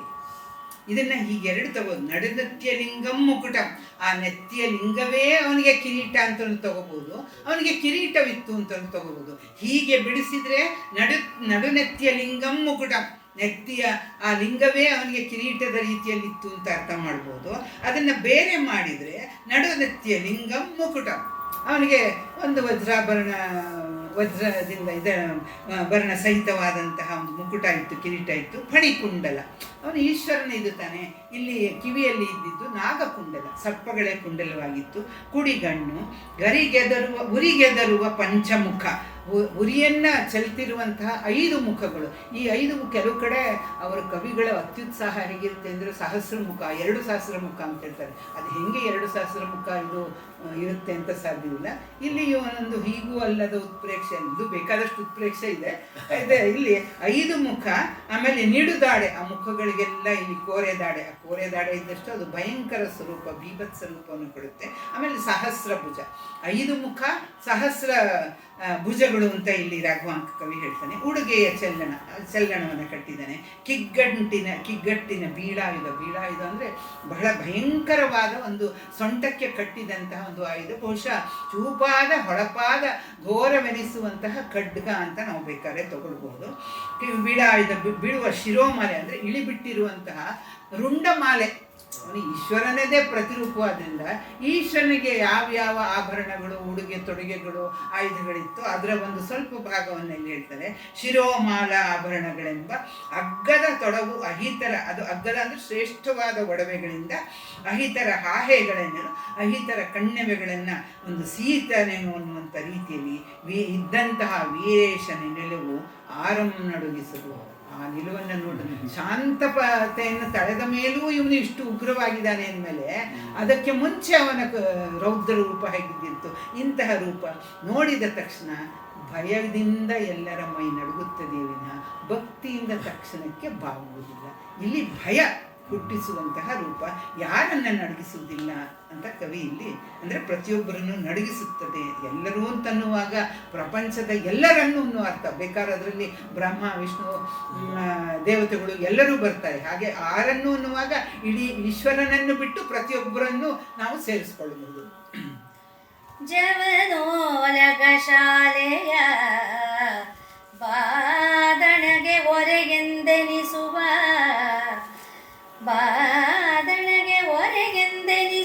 ತನು ವಿರಳ ವ್ರಜದಿಂ ತನ್ನಂದದ ಭಟನಿವಗಂ ನಂಜಿನ ಹುತ್ತಿಂದಂ ತಳರ್ವ ರೌದ್ರೋರಗ ಸಂಕುಳದಂತೆ ಶಿವ ಶಿವ ಶಿವ ಶಿವ ಪೊರಮಟ್ಟುದ ಅಸಂಖ್ಯಾತಂ ಬಳಿಕಂ ಅಂತವರಿಂ ಪೊರಮಟ್ಟುದು ಭೂತಗಣಂ ನೆರೆಭೂ ಭುವನವನು ಎಡಗೆಡಿಸಿತ್ತು ಅಡಸಿತ್ತಾಗಿತ್ತು ಅಗಜೇಶನ ಕಿವಿ ಘಿಮ್ಮಿಡಲು. ಇವನ ಇನ್ನೂ ಅಂದರೆ ವರ್ಣನೆಯನ್ನು ಮುಗಿಸುವುದಿಲ್ಲ. ಅವರ ಕಲ್ಪನೆಯ ಶಕ್ತಿ ಎಷ್ಟಿರುತ್ತೋ ಅಷ್ಟು ನಮಗೆ ಬಹಳ ಪರಿಣಾಮಕಾರಿಯಾಗುವಂಥ ರೀತಿಯಲ್ಲಿ ಕೊಡ್ತಾನೆ. ಮತ್ತೆ ಹೇಳ್ತಾನೆ, ಇವನು ವೀರಭದ್ರೇಶ್ವರ ಮತ್ತು ಅವನ ಸಂಕಲ್ಪದಿಂದ ಬೇಕಾದಷ್ಟೇ, ಯಾಕೆಂದರೆ ಅವನು ಈಶ್ವರನ ಅಂಶ, ಅದರಿಂದ ಅದರಲ್ಲಿ ವಿಶೇಷವಿಲ್ಲ. ಅವನ ಸಂಕಲ್ಪದಿಂದಲೇ ಬೇಕಾದಷ್ಟು ಗಣಗಳು ಹುಟ್ಟಿದ್ವಂತೆ ಅವನ ಹಿಂಬಾಲಕರ ರೀತಿ. ಹೇಗಿತ್ತು ಅಂದರೆ, ಯಮನ ಓಲಗ ಶಾಲೆಯ ಬಾದಣ ಗವಾಕ್ಷಿ ಬಾದಣಗೊರೆಯಿಂದ ಎಣಿಸುವ ತನುವಿರಳ ವ್ರಜದಿಂದ ತನ್ನಂದದ ಭಟನಿವಹಂ ನಂಜಿನ ಹುತ್ತಿಂದಂ ತಳರುವ ರೌದ್ರೋರಗ ಸಂಕುಳದಂತೆ. ಯಮನ ಓಲಗ ಶಾಲೆಯಿಂದ, ಯಮ ಅಂತಂದರೆ ಅವನ ಕಿಂಕರರೆಲ್ಲ ಮೃತ್ಯುವಿನ ಸಹಚರರೆಯ. ಯಾರ್ಯಾರಿರ್ತಾರೆ ಯಮ ಭಟರು ಅಂತಂದರೆ ಅವರು ಮೃತ್ಯುವನ್ನು ಜಸ್ಟು ಅದನ್ನು ಇದು ಮಾಡೋದಕ್ಕೋಸ್ಕರ ಬರುವಂಥವ್ರು. ಅದರಿಂದ ಅವನ ಓಲಗದ ಶಾಲೆಯಿಂದ ಭಟ್ರು ಅಂದರೆ ಇವರು ಎಲ್ಲರೂ ಮೃತ್ಯು ಸ್ವರೂಪರು ಅನ್ನೋ ಅರ್ಥದಲ್ಲಿ. ಆಮೇಲೆ ಇಲ್ಲಿ ಒಂದು ಕಡೆ ಅರ್ಥದಲ್ಲಿ ಧನಂಜಯನ ಬತ್ತಳಿಕೆಯಿಂದ ಬರುವ ಕ್ರೂರ ಬಾಣ ಅಂತಾರೆ, ಅದರ ಈ ಅರ್ಥ ಇಲ್ಲೆಲ್ಲೂ ಕಾಣಿಲ್ಲ, ಆ ಪದ ಇಲ್ಲೆಲ್ಲೂ ಕಾಣಲ್ಲ. ಆಮೇಲೆ ತನುವಿರಳ ವ್ರಜದಿಂದ ತನ್ನಂದದ ಭಟನಿವ, ವೀರಭದ್ರನಷ್ಟೇ ಒಂದು ಹೆಚ್ಚು ರೌದ್ರರೂಪುಳ್ಳ ಶಕ್ತಿ ಉಳ್ಳಂತಹ ಒಂದು ಭಟರ ಸಮೂಹವನ್ನು ಅವನು ಹೇಗೆ ಸೃಷ್ಟಿಸ್ತಾನೆ ಅಂದರೆ, ನಂಜಿನ ಹುತ್ತಿಂದ ತಳರ್ವ ರೌದ್ರೋರಗ ಸಂಕುಳದಂತೆ. ಆ ನಂಜಿನ ಹುತ್ತು ವಿಷ ಸರ್ಪಗಳಿಂದ ಆವೃತವಾದ ಪುಡು ಪುಡು ಪುಡು ಪುಡು ಪುತು ಪುತು ಅಂತ ಆ ಒಂದು ರಾಶಿ ತುಂಬಿಕೊಂಡಂತಹ ಹುತ್ತದಿಂದ ಹೊರಡುವಂತಹ ಆ ಕ್ರೂರವಾದ ವಿಷದ ಒಂದು ರೌದ್ರೋರಗದಂತೆ ರುದ್ರವಾದಂಥ ಭೀಕರವಾದಂತಹ ಆ ಹಾವುಗಳ ಗುಂಪಿನಂತೆ. ಒಂದು ಹಾವನ್ನು ನೋಡಿದರೆ ನಾವು ಸಂತೋಷ ಪಡೋಕ್ಕೆ ಸಾಧ್ಯ ಇಲ್ಲ, ಹಾವನ್ನು ಯಾವಾಗಲೂ ದೂರ ಇಟ್ಟು. ತುಂಬ ಹಾವುಗಳನ್ನು ನೋಡಿದರೆ ಹಾವುಗಳು ನಮ್ಮಲ್ಲಿ ಒಂದು ಥರ ಭಯವನ್ನು ಹುಟ್ಟಿಸುವಂತಹ ಪ್ರಾಣಿಗಳೇ ಹೌದು. ಹಾಗೆ ರೌದ್ರೋರಗ ಸಂಕುಳದಂತೆ ಇವರೆಲ್ಲ ಈ ವೀರಭದ್ರ ಸಂಕಲ್ಪದಿಂದ ಹುಟ್ಟಿದವರೆಲ್ಲರೂ ಆ ಭೀಕರವಾದ ವಿಷಜ್ವಾಲೆಯ ಪಡೆದುಕೊಂಡಂತಹ ಆ ಸರ್ಪಗಳ ಕುಲದಂತೆ, ಸರ್ಪಗಳ ಗುಂಪಿನಂತೆ ಕಾಣ್ತಾ ಇದ್ರಂತೆ. ಶಿವ ಶಿವ ಪೊರಮಟ್ಟುದು ಅಸಂಖ್ಯಾತ, ಎಣಿಕೆಗೆ ಸಿಗದಂತಹ ರೀತಿಯಲ್ಲಿ ಇವನು ಉದ್ಗರಿಸ್ತಾನೆ. ಶಿವ ಶಿವ ಪೊರಮಟ್ಟುದು ಅಸಂಖ್ಯಾತಂ ಬಳಿಕ ಅವರಿಂ ಪೊರಮಟ್ಟುದು ಭೂತಗಣ. ಮತ್ತೆ ಇವುಗಳಿಂದ ಭೂತಗಣಗಳು ಹೊರಟು ನೆರೆ ಭೂಭುವನವನ್ನು ಎಡೆಗಿಡಿಸುತ್ತ ಅಡಸಿತ್ತು ಆಗಿತ್ತು ಎಡಸಿತ್ತ ಆಗಿತ್ತ ಅಗಜೇಶನ ಕಿವಿ. ಅವೆಲ್ಲ ಯಾರೂ ಸುಮ್ಮನೆ ಬಾಯಿ ಮುಚ್ಕೊಂಡು ಬಾಯಿ ಮೇಲೆ ಕಲ್ಲಿಟ್ಕೊಂಡು ಬರಳಿಟ್ಕೊಂಡು ಬರಲ್ಲ. ಪ್ರತಿಯೊಂದು ಅದರಲ್ಲೂ ಈ ಥರ ಯುದ್ಧೋನ್ಮಾದದಿಂದ ಹೊರಟಾಗ ಕೂಗು, ಕಿರಿಚಾಟ, ಮತ್ತೊಂದು ಆ ಕೇಕೆ ಎಲ್ಲ ಇದ್ದೇ ಇರುತ್ತೆ. ಹೌದು ತಾನೆ? ಈ ಒಂದು ಸ್ಪೋರ್ಟ್ಸ್ ಕಾಂಪಿಟೇಷನ್ ನಡೆಯುವಾಗಲೇ ಯಾರು ಕೂಗದೆ ಯಾರು ಕಿರಿಸ್ತಾ ಇದ್ರೆ ಅದರಲ್ಲಿ ಸ್ವಾರಸ್ಯ ಇರಲ್ಲ, ಯಾರು ಸ್ವಾರಸ್ಯ ಇರಲ್ಲ.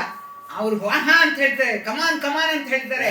ಅಥವಾ ಹೀಗಿದ್ರೆ ಮಾತ್ರ ಓಡುವವರಿಗೂ ಸ್ಪರ್ಧಿಸುವವರಿಗೂ ಖುಷಿ. ಬಾರ್ಬಡಾಸಲ್ಲಿ ಕೂಗ್ತಿದ್ದಿದ್ದು ಇಲ್ಲಿ ಕೇಳಿಸ್ತಿತ್ತು. ಅದಿಲ್ಲದೆ ಇದ್ರೆ ಸ್ಪರ್ಧೆಯಾಗಲ್ಲ, ಯುದ್ಧವಾಗಲ್ಲ. ಅವನೇ ಅವರಿಗೆ ಒಂದು ಸ್ಫೂರ್ತಿ ತುಂಬುವುದು ಆಗುವುದು. ನೀವು ನೋಡಿರ್ಬೋದು ಹಿಂದೆಲ್ಲ ಹೀಗೆ ಇರುತ್ತೋ ಇಲ್ಲೋ ಗೊತ್ತಿಲ್ಲ, ಈ ಎಲೆಕ್ಟ್ರಿಕ್ ಕಂಬಗಳು ಮತ್ತೊಂದು ಬೆಂಗಳೂರಿಗೆ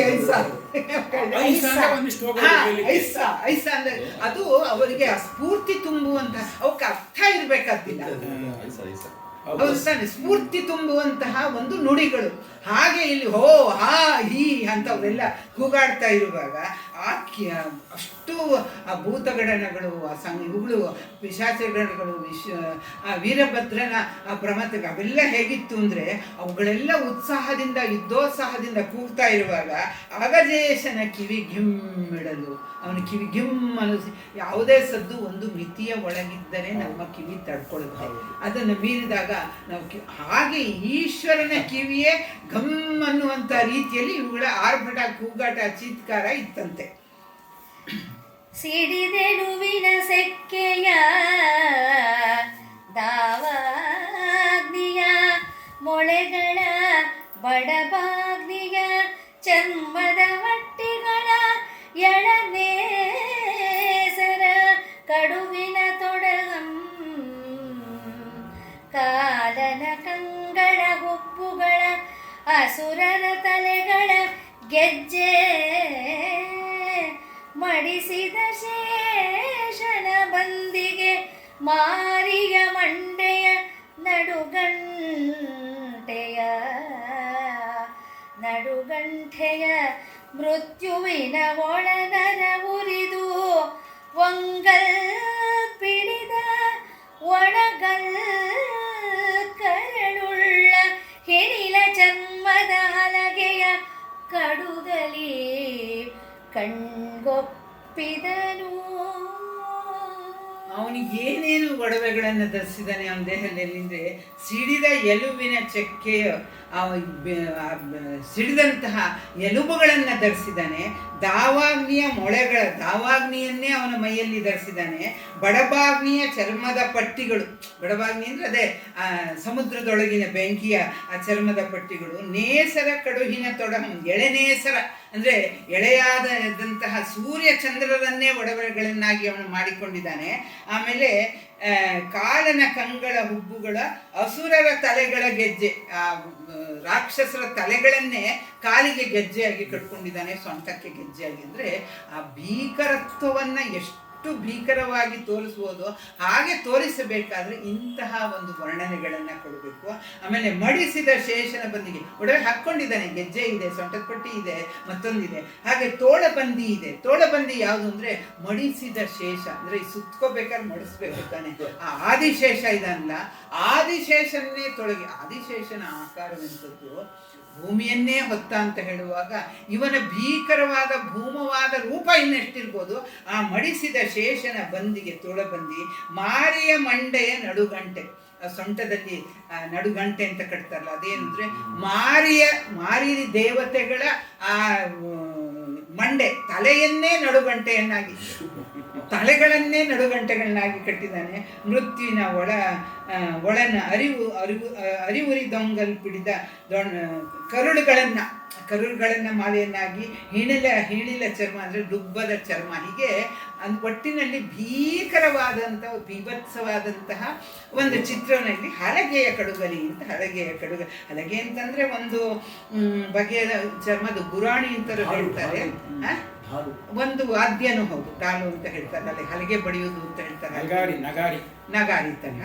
ಆ ಥರದ ಅವನು ಕಡುಗಲಿ ಕಣ್ಗೊಪ್ಪಿದನು ಅಂತ ಹೇಳಿ, ಒಣಗಿದ ಕರುಳುಗಳು, ಹೀಗೆ ಇಂಥದ್ದೇ ಅವನ ಇದಾಗಿತ್ತು, ಒಡವೆಗಳಾಗಿತ್ತು. ವರ್ಣನೆಗಳು ತುಂಬ ಇದೆ. ಬಡವತ್ಕಾಲನ ಕೋಪದ ಬಂಟಂ ಮುಗಿಲ್ಲ. ಪ್ರಳಯಾನಳ ನಿಂಕಾಯಿಸಿ ರಾಹುವ ಕೇತುವ ಬಲಿದು ಇಕ್ಕುಡಿ ನಿಂ ತೆಗೆದ ಅಂಧಾಸುರನ್ ಎದ್ದೆಗಲ್ಲೊಳ್ ವಜ್ರದ ಸಮ್ಮಟಿಗೆಯ ನಿಗುಚಿ ಕುಳಿಕನ ವಿಷದಿಂ ನೀರೂಡಿಸಿ ನೇಸರ ಮಂಡಳದಿಂ ಮಸೆದ ಎಳೆ ಮಿಂಚಿಂದಂ ಕಲ್ಪವ ನಿಟ್ಟು ಅಳವಡೆ ರುದ್ರಂ ಮಾಡಿದ ಖಂಡೆಯದ ಅದಟಿನ ಹಿಡಿದವನು ಏನ್ ವಣ್ಣಿಪೆನೋ. ಮತ್ತೆ ಹೇಗಿದೆ ಆ ಚಿತ್ರವನ್ನ, ಅವನ ಕಲ್ಪನೆ ಹೇಗೆ ಓಡುತ್ತೋ ಅದಕ್ಕೆ ತಕ್ಕ ಹಾಗೆ ವಿಪರೀತದ ರೂಪಗಳನ್ನ ಕೊಡ್ತಾ ಹೋಗ್ತಾನೆ. ರೂಪಕಗಳನ್ನ ಬಳವತ್ಕಾಲದ ಕೋಪದ ಬಂಟಂ ಯಾವುದು ಪ್ರಖರವಾದ ಕಾಲಪುರುಷನ ಕೋಪದ ಬಂಟ. ಕಾಲಪುರುಷ ಅಂದರೆ ಎಲ್ಲವನ್ನೂ ನಾಶ ಮಾಡುವಂಥದ್ದು. ಅಲ್ಲಿ ಕಾಲಪುರುಷ ಕೋಪಿಸಿಕೊಂಡ ಅಂದರೆ ಅಲ್ಲಿಗೆ ಪ್ರಪಂಚದ ಅಂತ್ಯ. ಅವನ ಕೋಪದ ಬಂಟ ಇವನು ಅನ್ನುವಂಥ ರೀತಿಯಲ್ಲಿ ಪ್ರಳಯಾನಿಲ ನಿಮ್ಮ ಕಾಯಿಸಿ, ಯಾವುದು ಅದನ್ನು ಏನನ್ನ ಕಾಯಿಸಿದರೆ ಪ್ರಳಯಾಗ್ನಿಯಿಂದ ಕಾಯಿಸಿ, ರಾಹುಕೇತುವ ಬಲಿದ ಇಕ್ಕುಳಿನಿಂದ ಆ ಕಾಯಿಸಿದ್ದನ್ನ ಇಕ್ಕಳದಿಂದ ಹಿಡಿಬೇಕು, ಕೈಲಿ ಹಿಡಿಕಲ್ಲ. ಯಾವುದು ಇಕ್ಕಳ? ರಾಹುಕೇತುಗಳ ಇಕ್ಕಳ. ರಾಹುಕೇತುಗಳು ಒಂದು ಕ್ರೂರವಾದ ದುಷ್ಟರಾದಂತಹ ಒಂದಿದು. ಅವರು ಸರ್ಭಾನು ಅನ್ನುವಂತಹ ಒಬ್ಬ ರಾಕ್ಷಸ. ಈ ಯಾವುದು ಅಮೃತ ಮಥನವಾದ ಮೇಲೆ ಅಮೃತ ಬಂದಾಗ ಈ ಮೊದಲೇನು ಮಾಡ್ತಾರೆ, ಸಮುದ್ರ ಮಥನ ಮಾಡುವಾಗ ದೇವತೆಗಳು ವಿಷ್ಣುವಿನ ಸಲಹೆಯಂತೆ, ಯಾಕೆಂದ್ರೆ ಒಬ್ಬರಿಂದ ಆಗೋದಿಲ್ಲ, ಸಮುದ್ರವೇನು ನಮ್ಮನೆ ಪಕ್ಕದ ಒಂದು ಹಳ್ಳವೇ ಆಯ್ತಾ, ಅಂಥದ್ರಿಂದ ಮಾಡಬೇಕಾದ್ರೆ ಅದಕ್ಕೆ ಸಿಕ್ಕಾಪಟ್ಟೆ ಶಕ್ತಿಯುತರಾದಂಥವ್ರು ಬೇಕು. ದೇವತೆಗಳಿಗೂ ನೀವು ಅಮೃತವನ್ನು ರಾಕ್ಷಸರಿಗೂ ನೀವು ಅಮೃತವನ್ನು ಕೊಡ್ತೀನಿ ಅನ್ನೋ ಆಸೆಯನ್ನು ಹುಟ್ಟಿಸಿ ಅವರನ್ನೂ ನಿಮ್ಮ ಸಹಾಯಕ್ಕೆ ತೆಗೆದುಕೊಂಡು ಸಮುದ್ರವನ್ನು ಮತ್ತಿಸಿ ಅಂತ ಹೇಳ್ತಾರೆ. ರಾಕ್ಷಸರಿಗೆ ಮೊದಲಿಗೆ ಏನು ಅಂತಂದರೆ ಅವರಿಗೆ ಅಮರರಾಗಬೇಕು. ಅಮರರಾಗುವ ಒಂದು ಪೇಯ ಅಂತಂದರೆ ಅಮೃತ ಕೊಡ್ತೀನಿ ಇಂದಾಗ ಅವರು ಬಂದ್ಬಿಡ್ತಾರೆ. ಹಾಗೆ ಇದನ್ನ ಆಗ ಬಂದಾಗ ಕಡೆಗೆ ಅಲ್ಲಿವರೆಗೂ ಎಲ್ಲ ಇದಾಗ್ತಿರುತ್ತೆ. ಒಂದೊಂದು ಏನೇನೋ ಅವತ್ತು ಹೇಳ್ತಾ ಇದ್ದೀರಿ 14 ಚತುರ್ದಶ ರತ್ನಗಳು ಅಂತ ಒಬ್ಬರೊಬ್ಬರನ್ನು ತಗೋತಾರೆ. ವಿಷ ಮಾತ್ರ ನಮ್ಮ ಪಾಪದ ಈಶ್ವರನಿಗೆ ಬಂದಿದ್ದು, ಬೋಳೆ ಶಂಕರಿಗೆ ಬಂದಿದ್ದು. ಆಮೇಲೆ ಅಮೃತ ಯಾವಾಗ ಬಂತು, ಕಡೆಯುವುದನ್ನು ಥಟ್ ಅಂತ ನಿಲ್ಲಿಸಿ ಆ ಧನ್ವಂತರಿಯ ಕೈಯಲ್ಲಿದ್ದಂಥ ಅಮೃತವನ್ನು ತೆಗೆದುಕೊಂಡು ನನಗೆ ಅಂತಿಬ್ಬರು ಜಗಳ ಕಾಯಿಸಿದ್ರು. ರಾಕ್ಷಸರ ಒಂದು ರಾಕ್ಷಸಿ ಬಲದ ಮುಂದೆ ಇವರಿದಾದಾಗ ಮೋಹಿನಿ ರೂಪದಲ್ಲಿ ವಿಷ್ಣು ಬಂದು, ನೀವಿಬ್ಬರು ಸಾಲಾಗಿ ಕೂತ್ಕೊಳ್ಳಿ, ನಾನು ಅಂತೀನಿ. ರಾಕ್ಷಸಿಗಳು ಸ್ವಭಾವತಃ, ರಾಕ್ಷಸಿ ಗುಣ ಅಂದರೆ ಅದು ತಾಮಸಿ ಗುಣ. ಆ ಕಾಮ ಅನ್ನೋದು ಒಂದು ಪ್ರಬಲವಾದಂತಹ ಅವರ ಒಂದು ದೌರ್ಬಲ್ಯವೂ ಹೌದು. ಆಗ ಇವರು ದೇವತೆಗಳು ಹಾಗೆ ಮಾಡ್ತಾರೆ, ಕಣ್ಣು ಬಾಯಿ ಬಿಟ್ಕೊಂಡು ಜ್ವಲಿಸುರಿಸ್ತಾ ನೋಡ್ತಾ ಇರ್ತಾರೆ ಅವಳ ದಿವ್ಯವಾದಂಥ ಸೌಂದರ್ಯವನ್ನ. ಹಾಗೆ ಇರುವಾಗ ಸಾಲಾಗಿ ಚೆನ್ನಾಗಿದ್ದಾಳೆ ಅಂತ ನೋಡುವಾಗ ನೀವು ಕೂತ್ಕೊಂಡು ಅವಳ ಒಂದು ಲಾವಣ್ಯಕ್ಕೆ, ವಯ್ಯಾರಕ್ಕೆ, ಮೋಹಕತೆಗೆ, ಮೈಮಾಟಕ್ಕೆ ಇವರು ಪೂರ್ತಿ ಬುದ್ಧಿ ಮಾಡ್ಕೊಂಡ್ಬಿಡ್ತಾರೆ ರಾಕ್ಷಸರು. ಇವರು ಬುದ್ಧಿ ಮಾಡ್ಕೊಂಡ್ಬಿಡ್ತಾರೆ, ಬೇರೆ ಪ್ರಶ್ನೆ. ಆದರೆ ವಿಷ್ಣು ಅವ್ರ ಪರವಾಗಿರ್ತಾನೆ. ಹಾಗೆ ಹಂಸ ಬರುವಾಗ ಈ ಒಂದು ಕುಯುಕ್ತಿ ದೇವತೆಗಳಿಗೆ ಹಂಚುವುದರೊಳಗೆ ಆ ಅಮೃತ ಮುಗಿದು ಹೋಗುತ್ತೆ. ಆಮೇಲೆ ಏನು ಮಾಡ್ತಾಳೆ ಗೊತ್ತಿಲ್ಲ ಅನ್ನೋದ್ರೊಳಗೆ ಸರ್ಭಾನು ಅನ್ನುವ ಒಬ್ಬ ರಾಕ್ಷಸ ಈ ದೇವತೆಗಳ ಸಾಲಿನಲ್ಲಿ ವೇಷವನ್ನು ಮರೆಸಿಕೊಂಡು ಕೂತ್ಕೊಳ್ತಾನೆ. ಅವ್ರ ಕೈಗೆ ಹೀಗೆ ಪ್ರತಿಯೊಬ್ಬರಿಗೂ ಅಮೃತ ಕೊಟ್ಟಾಗ ಇವನ ಕೈಗೂ ಅಮೃತ ಹೋಗುತ್ತೆ, ಅವನು ಕುಡಿತಾನೆ. ಇದನ್ನ ಅಕ್ಕಪಕ್ಕದಲ್ಲಿದ್ದ ಸೂರ್ಯ ಚಂದ್ರನಿಗೆ ಗೊತ್ತಾಗಿ ಇವನು ರಾಕ್ಷಸ ಅಂತ ಹೇಳಿದಾಗ ತಕ್ಷಣ ಆ ಮೋಹಿನಿ ವಿಷ್ಣುವಿನ ತನ್ನ ಚಕ್ರವನ್ನು ತೆಗೆದುಕೊಂಡು ತಲೆಯನ್ನು ಕತ್ತರಿಸ್ಬಿಡ್ತಾಳೆ. ಆದರೆ ಅಮೃತವನ್ನು ಪಾನ ಮಾಡಿದ್ರಿಂದ ಅವರು ಸಾಯದೆ 2 ತುಂಡಾಗ್ತಾರೆ, ತಲೆ ಒಂದು ಇದೊಂದು. ಅವರೇ ರಾಹುಕೇತುಗಳು. ರಾಹುವಿಗೆ ತಲೆ ಇದೆ, ಕೇತು. ನೀವು ಇದನ್ನ ನೋಡಿ, ಯಾವುದು ನವಗ್ರಹದಲ್ಲಿ ನೋಡಿ, ಒಂದಕ್ಕೆ ಇನ್ನೊಂದು ಹೋದಾಗ ನೋಡ್ಕೊಂಡ್ಬನ್ನಿ. ರಾಹುಕೇತುವಿಗೆ ಪರಾಶುಷ್ಪ ಸಂಕಾಶಂ ತಾರಕ ಗ್ರಾಮಸ್ತಕಂ ರೌದ್ರಂ ರೌದ್ರಾತ್ಮ ಕೇತುಂ ಪ್ರಣಮಾಮ್ಯಹಂ ಅಂತ ಅದು ಕೇತುವಿನದು. ಸೂರ್ಯಚಂದ್ರ ದೀಕ್ಷೆ. ಆಗ ಆ ಸಿಟ್ಟಿನಿಂದ ಅವರು ಉಳ್ಕೊಂಡ್ರು. ಅವರಿಗೆ ನವಗ್ರಹದಲ್ಲಿ ಅವ್ರ ದೇವತೆಗಳ ಇದನ್ನ ಪಡೆದ್ರು, ಅವರಿಗೆ ನವಗ್ರಹದಲ್ಲಿ ಸ್ಥಾನ ಸಿಕ್ತು. ಆದ್ರೆ ತಮ್ಮನ್ನ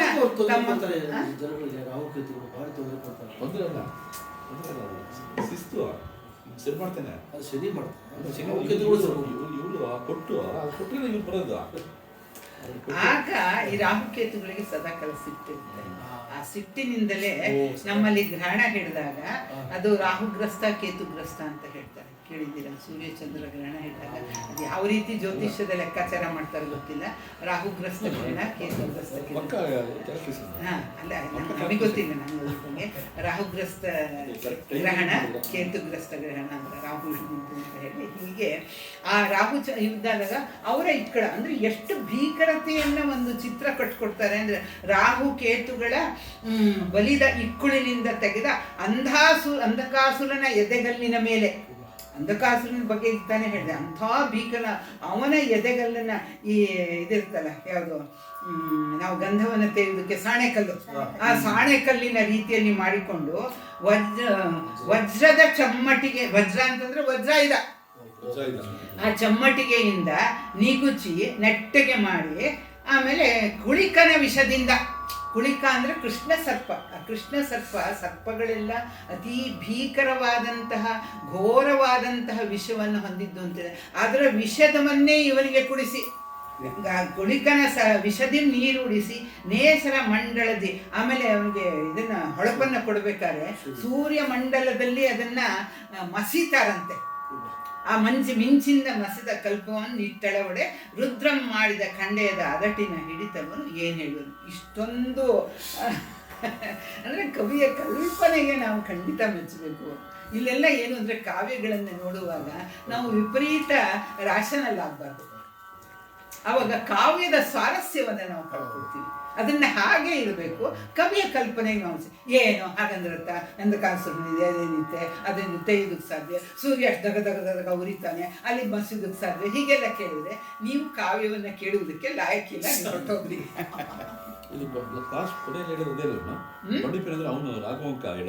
ಇವೆಲ್ಲ ಏನ್ ಬಂಡಿಪೇನು, ನಾನು ಹೇಗೆ ಹೇಳಿ, ಇದು ಕವಿಯ ಮಾತು. ಇದೆಷ್ಟೆಲ್ಲವನ್ನು ವರ್ಣನೆ ಮಾಡಿ ಕಡೆಗೆ ಅವರನ್ನ ಖಂಡೆಯದ ಅದಟಿನ ಹಿಡಿತವನ್ನು ನಾನು ಎಷ್ಟು ವರ್ಣಿಸುವುದಕ್ಕೆ ಸಾಧ್ಯ, ನಾನೇನು ಬಣ್ಣಿಸಿ ನನ್ನ ಬಣ್ಣನೆಗೆ ಮೀರಿದ್ದು ಅನ್ನುವಂತ ಅರ್ಥ.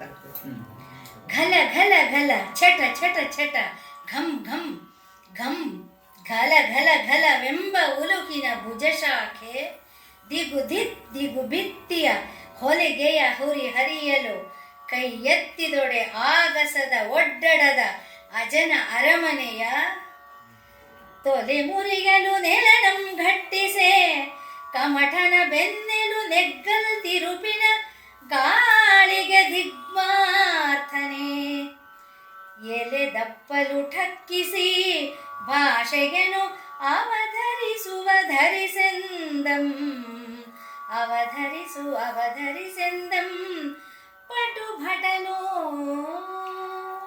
ಹೆಜ್ಜೆಯನ್ನು ಇಟ್ಟು ಧಗ ನಡೆಯುವಾಗ ಈ ಥರ ಆ ಗೆಜ್ಜೆಗಳು ಗಂಟೆಗಳು ಅದೆಲ್ಲ ಸದ್ದಾಗುವ ರೀತಿಯನ್ನು ಘಲ ಘಲ ಘಲ ಚಟ ಚಟ ಚಟ ಘಂ ಘಂ ಘಲವೆಂಬ ಬಲುಹಿನ ಭುಜ ಶಾಖೆ ಇಲ್ಲೆಲ್ಲ ಏನೇನೆಲ್ಲ ಹಾಕ್ಕೊಂಡಿರ್ತಾರಲ್ಲ ಎಲ್ಲ ಅವುಗಳೆಲ್ಲ ಒಂದಕ್ಕೊಂದು. ಈಗ ನಮ್ಮ ಇವ್ರುಗಳನ್ನ ನೋಡಿರ್ಬೋದು, ಅವರೆಲ್ಲ ಅದೇನೇನೋ ಹಾಕೊಂಡಿರ್ತಾರೆ, ಓಡಾಡ್ತಿದ್ರೆ ಶಬ್ದ ಸದ್ದಾಗುತ್ತೆ. ಆ ಸದ್ದನ್ನ ಇಲ್ಲಿ ಅನುಕರಣೆಯ ರೀತಿಯಲ್ಲಿ ಕೊಟ್ಟಿದ್ದಾರೆ. ಈ ಅನುಕರಣೆ ಅನ್ನೋದು ನಮಗೆ ನಮ್ಮ ಕಾವ್ಯಗಳಿಗೆ ಹೆಚ್ಚಿನ ಶಕ್ತಿಯನ್ನು ಕೊಡುತ್ತೆ. ರಾವಣ ಇದನ್ನ ಕೈಲಾಸ ಪರ್ವತನ್ನ ಎತ್ತಲು ಹೋಗಿ ಅವ್ರ ಕೈ ಕೆಳಗೆ ಸಿಕ್ಕಾಗ ಕಡೆಗೆ ಶಿವನನ್ನ ಪ್ರಾರ್ಥನೆ ಮಾಡ್ತಾನೆ ಅಂತೇಳಿ ಶಿವತಾಂಡವ ಸ್ತೋತ್ರ ಅಂತಿದೆ.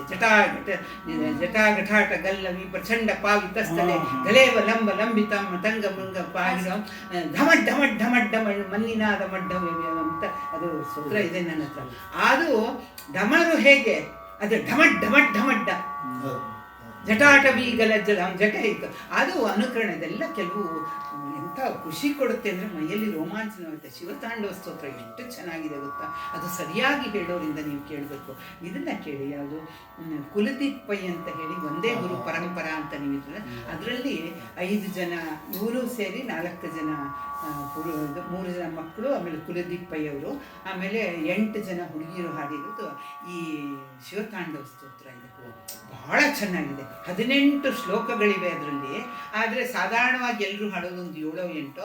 ಆ 18 ಶ್ಲೋಕಗಳನ್ನು ಕಂಪ್ಲೀಟ್ ಆಗಿ ಇವರು ಹಾಡಿದ್ದಾರೆ. ಒಂದು ಸತಿ ಇವರು ಜಟಾಟವಿ ಗಲಜ್ಜಲ ಪ್ರಮತ್ತ ಪಾವಿತ ಸ್ಥಲೆ ಗಲೇವ ಲಂಬ ಲಂಬಿತ ಮೃದಂಗ ಮುಂಗ ಪಾಹಿಮ ಢಮಡ್ಡ ಮಡ್ಡ ಮಡ್ಡ ಮನ್ನಿನಾದ ಮಡ್ಡ ಮವ್ಯಂ ಚಕೋರ ಚಂದ್ರ ತಾಂಡವಂ ಶಿವಂ ಅಂತ ಇವ್ರು ಹಾಡಿದಾಗ ಜಟಾಟವಿ ಗಲಜ್ಜಲ ಪ್ರವಾಹ ಪಾವಿತಸ್ಥನೆ ಅಂತ ಅವ್ರು ಹಾಡ್ತಾರೆ. ತುಂಬ ಚೆನ್ನಾಗಿದೆ. ನನಗಂತೂ ಅದು ಎಷ್ಟು ಸತಿ ಕೇಳಿದ್ದೀನೋ ಗೊತ್ತಿಲ್ಲ.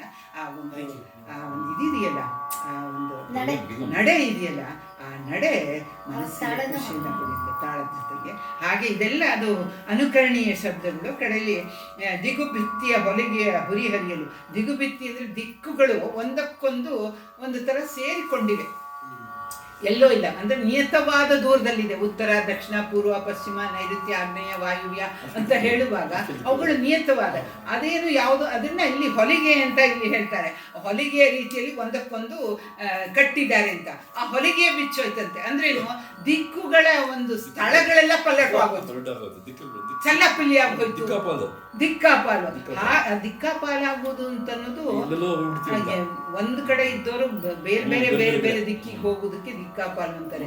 ಇಲ್ಲಿ ಏನು, ದಿಕ್ಕುಗಳೇ ಅವುಗಳ ಸ್ಥಾನದಿಂದ ಪಲ್ಲಟವಾದವು ದಿಕ್ಕುಗಳು. ಹಾಗೆ ಅದೆಲ್ಲಿ ಏನದು ದಿಗುಬಿತ್ತಿಯ ಹೊಲಿಗೆಯು ಹರಿಯಲು, ಹೊಲಿಗೆಯನ್ನು ಅರ್ಥ ಕೊಡ್ತಾನೆ. ಅಂದ್ರೆ ಇದು ಒಂದಕ್ಕೆ ಒಂದು ಸರಿಯಾಗಿ ಒಂದು ಹೀಗೆ ಚೈನ್ ತರ ಜೋಡಿಸಿದೆ, ಇಷ್ಟಿಷ್ಟು ದೂರದಲ್ಲಿ ಇರಬೇಕು ಅಂತ. ಅದು ಕಿತ್ತೋಯ್ತು ಆಯ್ತಾ. ಹೊಲಿಗೆ ಹರಿಯಲು ಕೈ ಎತ್ತಿದೊಡೆ ಆಗಸ. ಅವನು ಒಂದು ಸತಿ ವೀರಭದ್ರ ಕೈ ಎತ್ತಿದರೆ ಬ್ರಹ್ಮಾಂಡವನ್ನು ದಾಟಿ ಹೋಗ್ತಾ ಇತ್ತು. ಆಮೇಲೆ ಕಾಲನ್ನ ಏನಾದ್ರು ಇಟ್ಟರೆ ಅದು ಪಾತಾಳದ ತನಕ ಹೋಗಿತ್ತು. ಆಗ ಹಾಗೆ ಆಗಸದಿಂದ ಏನಾಯ್ತು ಅಂದ್ರೆ ಅಜನ ಅರಮನೆಯ ತೊಲೆ ಮುರಿಯಲು, ಅಜನ ಬ್ರಹ್ಮನ ಅರಮನೆಯ ಆ ಒಂದು ತೊಲೆ ಏನಿದೆ, ಅವನು ಕೈ ಚಾಚಿದ ತಕ್ಷಣ ಆ ಚಾಚಿದ ಅವನ ಭಾರದ ಅವನ ಬಿರುಸಿನ ಇದಕ್ಕೆ ಆ ಬ್ರಹ್ಮನ ಅರಮನೆಯ ತೊಲೆ ತುಂಡಾಗೋಯ್ತಂತೆ. ತೊಲೆ ಮುರಿಯಲು ನೆಲನಂ ಘಟ್ಟಿಸೆ, ನೆಲದ ಮೇಲೆ ಒಂದು ಸತಿ ಕಾಲನ್ನು ಅಪ್ಪಳಿಸಿದಾಗ ಆ ಕಮಠನ ಬೆನ್ನು, ಆ ಬೆನ್ನೇನಿತ್ತು ಅದು ನೆಗ್ಗಿ ಹೋಯ್ತಂತೆ. ಆಮೇಲೆ ತಿರುಪಿನ ಗಾಳಿಗೆ ದಿಗ್ನಾಥರ ನೆಲೆದಪ್ಪರು. ತಿರುಪಿನ ಒಂದು ತಿರುಪು ಅಂದ್ರೆ ತಿರುಗುವಂಥದ್ದು, ಅಂದ್ರೆ ಅವನ ಇದರಿಂದ ಹುಟ್ಟಿದಂತಹ ಸುಂಟರ ಗಾಳಿ, ಆ ಸುಂಟು ಉಸಿರಿರ್ಬೋದು, ಮತ್ತೊಂದಿರ್ಬೋದು, ಅಥವಾ ಅವನ ಇದಕ್ಕೆ ಆ ತಿರುಪಿನಿಂದ ಗಾಳಿಗೆ ದಿಗ್ನಾಥರ್ ನೆಲೆದಪ್ಪಲು. ಬರೀ ದಿಕ್ಕುಗಳಷ್ಟೇ ಇದಾಗಿಲ್ಲ, ದಿಗ್ನಾಥರು ಅಂದ್ರೆ ಅದೇ ದಿಕ್ಕುಗಳ ಒಡೆಯರು. ಅವರಿಗೆ ಅವ್ರಿರೋ ಜಾಗ ಅಂದ್ರೆ ಆ ಸುಂಟರ ಗಾಳಿ ಅವ್ರನ್ನ ಎಲ್ಲೆಲ್ಲಿಗೋ ತಗೊಂಡು ಹೊಟ್ಟೋಯ್ತು ಅಂತ ಹೇಳಿ ಆ ನೆಲೆದಪ್ಪಲು ಟಕ್ಕಿಸಿ ಭಾಷೆಯನ್ನು ಅವಧರಿಸೆಂದಂಪಟು ಒಂದು ಪ್ರತಿಜ್ಞೆಯನ್ನು ಮಾಡ್ತಾನೆ. ನೀನು ನನ್ನನ್ನು ಸೃಷ್ಟಿ ಮಾಡಿದ್ಯಾ, ನನ್ನ ಶಕ್ತಿ ಎಷ್ಟಿದೆ, ನನ್ನ ಸಾಮರ್ಥ್ಯ ಎಷ್ಟಿದೆ, ನನ್ನ ವೀರ್ಯ ಎಷ್ಟಿದೆ, ಅದನ್ನು ನಿನಗೆ ತೋರಿಸ್ತೀನಿ. ಅಂದರೆ ನಾನು ಏನೇನು ಮಾಡಬಲ್ಲೆ, ಅದು ಪ್ರತಿಜ್ಞೆ. ನಾನು ಏನೇನು ಮಾಡಬಲ್ಲೆ ಅಂತ ಅವಧರಿಸು ಹೇಳಿದ. ಒಂದು ಸತಿ ಹೇಳಿದಾಗ ಅದರ ಪರಿಣಾಮ ಕಡಿಮೆ, ಎರಡು ಸತಿ ಹೇಳಿದಾಗ ಅವಧರಿಸು, ಕೇಳು ಅಂತ ಹೇಳಿ ಎಂದಂ ಪಟು ಭಟನಾದಂತಹ ವೀರಭದ್ರೇಶ್ವರ. ನೀವು ವೀರಭದ್ರ ಆಗ್ಬಿಟ್ರಿ. ಬದ್ರಿ ಅದರಲ್ಲಿ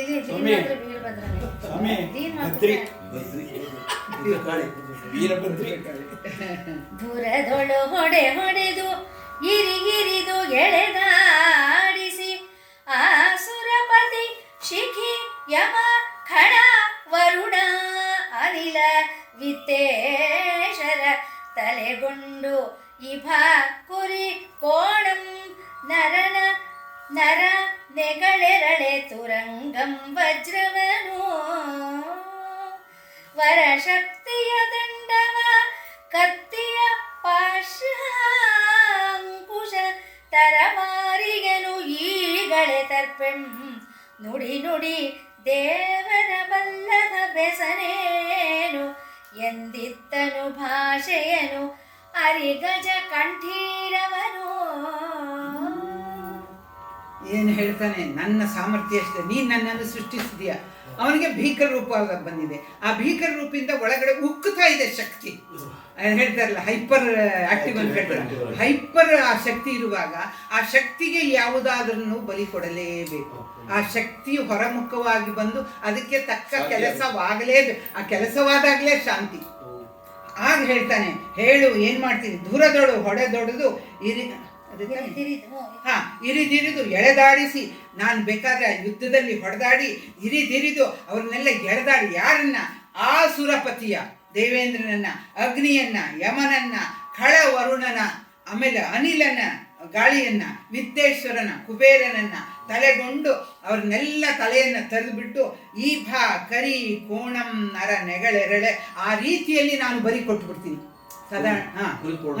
ತುರಂಗಂ ವಜ್ರವನು, ಆಮೇಲೆ ವಜ್ರ ಅಂದ್ರೆ ವಜ್ರ, ಆಮೇಲೆ ಯಾವುದನ್ನು ತಂದು ಕೊಡ್ಲಿ ನಿನಗೆ ಅಂತ ಹೇಳ್ತಾನೆ. ವಜ್ರಾಯುಧ ಅಂದ್ರೆ ಇಂದ್ರನ ವಜ್ರಾಯುಧವನ್ನು, ವರ ಶಕ್ತಿಯ ಆಯುಧವನ್ನು, ಆಮೇಲೆ ಯಮನ ದಂಡವನ್ನು, ಆಮೇಲೆ ವಿಷ್ಣುವಿನ ಶಾಂಘ್ರ ಧನುಸ್ಸು, ಆಮೇಲೆ ಇದು ಯಾವುದು ಅವನ ಕತ್ತಿ ಯಾವುದು, ಅಲ್ಲಲ್ಲ ಸುದರ್ಶನ ಆಶಧ್ವಜ.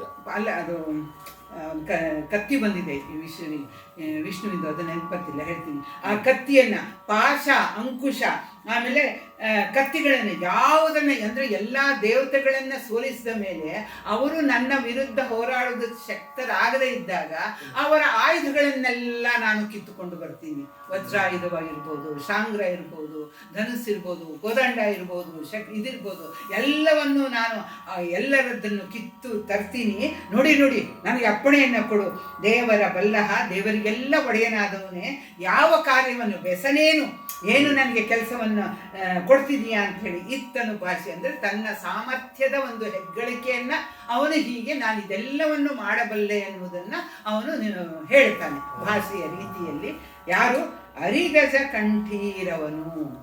ಅರಿಗಜ ಅಂದರೆ ಶತ್ರುಗಳೆಂಬ ಆನೆಗೆ, ಕಂಠೀರವ ಅಂದರೆ ಸಿಂಹ. ಅಂದರೆ ಆನೆಗೆ ಬೆಳೆದ ಮದಭರಿತವಾದಂತಹ ಆನೆಯ ಮುಂದೆ ಸಿಂಹ ನಿಲ್ಲುವುದಿಲ್ಲ. ಸಿಂಹ ಕಂಠೀರವ ಸಿಂಹ. ಆದರೆ ಸಿಂಹಗಳು ಒಬ್ಬಂಟಿಯಾಗಿ ಅವುಗಳು ದಾಳಿ ಮಾಡುವುದಿಲ್ಲ. ಅವುಗಳು ಗುಂಪಿನ ಪ್ರೈಡ್ ಆಫ್ ಲಯನ್ ಅಂತ ಹೇಳ್ತಾರೆ. ಒಂದು ಸಿಂಹ ಬೇಟೆಗೆ ಹೋದ್ರೆ ಉಳಿದೆಲ್ಲ ಸಿಂಹಗಳು, ಸಿಂಹಕ್ಕಿಂತ ಸಿಂಹಿಣಿ, ಸಿಂಹ ಸೋಂಬೇರಿ. ಸಿಂಹ ಅದು ಬರೀ ಆಳಕ್ಕಷ್ಟೇ. ನಮ್ಮಲ್ಲಿನ ಕೆಲವು ಗಂಡಸರು ಸಿಂಹಿಣಿಗಳು, ನಮ್ಮ ಕೆಲವರು ಗಂಡಸರು ಎಲ್ಲ ಬರೀ ಅದು ಮಾಡ್ತಾರೆ, ಏನು ಮಾಡೋದು ಪಾಪ, ಹೆಂಗಸರು ಎಲ್ಲ ಆ ರೀತಿ ಸಿಂಹಿಣಿಗಳು ಬೇಟೆಯಾಡಿ ತಂದಿತ್ತುದನ್ನ ಮೊದಲು ತನ್ನ ಪಾಲು ಅದಿದೆ ಸಿಂಹಕ್ಕೆ. ಅದು ಮೊದಲು ಆಕ್ರಮಿಸಿ ತಿನ್ನಬೇಕು. ಸಿಂಹಿಣಿಗಳು ಮೊದಲು ತಿನ್ನು ಹಾಗಿಲ್ಲ, ಅಂದ್ರೆ ಅಲ್ಲಿದ್ರೆ ಸಿಂಹ ಅಲ್ಲಿದ್ರೆ. ಹೀಗೆ ಅರಿಗಜ ಕಂಠೀರವ ಸಿಂಹದ ರೀತಿಯ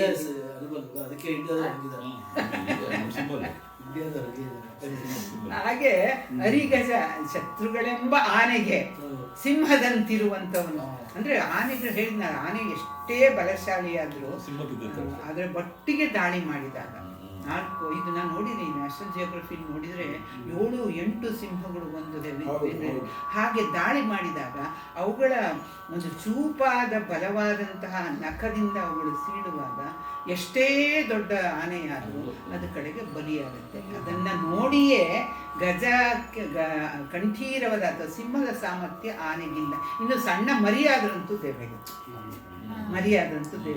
ಅದರಿಂದ ಇದರ ದೇಹಬಲ ಗಾತ್ರ ಎಷ್ಟೇ ಇದ್ರೂ ಅವುಗಳ ಕ್ರೌರ್ಯವಾದಂತಹ ಪಂಜ ಮತ್ತೆ ಹಲ್ಲಿನ ಹಿಡಿತದಲ್ಲಿ ಎಷ್ಟು ದೊಡ್ಡ ಆನೆಯನ್ನಾದ್ರೂ ಗುಂಪಾಗಿ ಅವು ದಾಳಿ ಮಾಡಿದಾಗ ಆನೆ ಬಲಿಯಾಗುತ್ತೆ. ಅದರಿಂದ ಅರಿಗಜ ಕಂಠೀರವ. ಕೊಡವಿಯ ಬಗಿವೆನೋ ಫಣಿಪನ ಮುಗಿವೆನೋ ಜಡಧಿಯ ಕುಡಿವೆನೋ ವಡವನ ಹಿಡಿವೆನೋ ಹರಿಕಮಲ ಜರನು ಜಡಿವೆನೋ ಕುಲಗಿರಿಗಳ ಹುಡುಗಿವೆನೋ ನಾನಾ ಭುವನ ವ್ರಜದಡಿ ಕೀಗಳನ್ನು ಕೆಳಗುವೆನೋ ನಾನಾ ಭುವನ ವ್ರಜದಡಿ ಕೀಲ್ಗಳನ್ನು ಕೆಡಗುವೆನೋ ಸುರಪುರವನು ಸುಡುವೆನೋ ಗಗನವನು ಒಡೆವೆನೋ ಬಿಡಿವೆನೋ ಶಶಿರವಿಗಳ ತಾರಕೆಗಳ ಮುಡುಗುವೆನೋ ಹೇಳು ಎನ್ನಾಣೆ ಹೇಳು ಬೆಸಸು ಎಂದು ನಮಿಸಿದನು ಪಟುಭಟನು. ಅಲ್ಲಿಗೆ ಅವನ ಆರ್ಭಟ, ಅವನ ಶಕ್ತಿಯ ಒಂದು ಪ್ರದರ್ಶನಕ್ಕೆ ಕೇಳುವಂತಹ ಅವಕಾಶದ ಆ ಒಂದು ಭಿನ್ನಹ ಇಲ್ಲಿಗೆ ನಿಲ್ಲಲ್ಲ.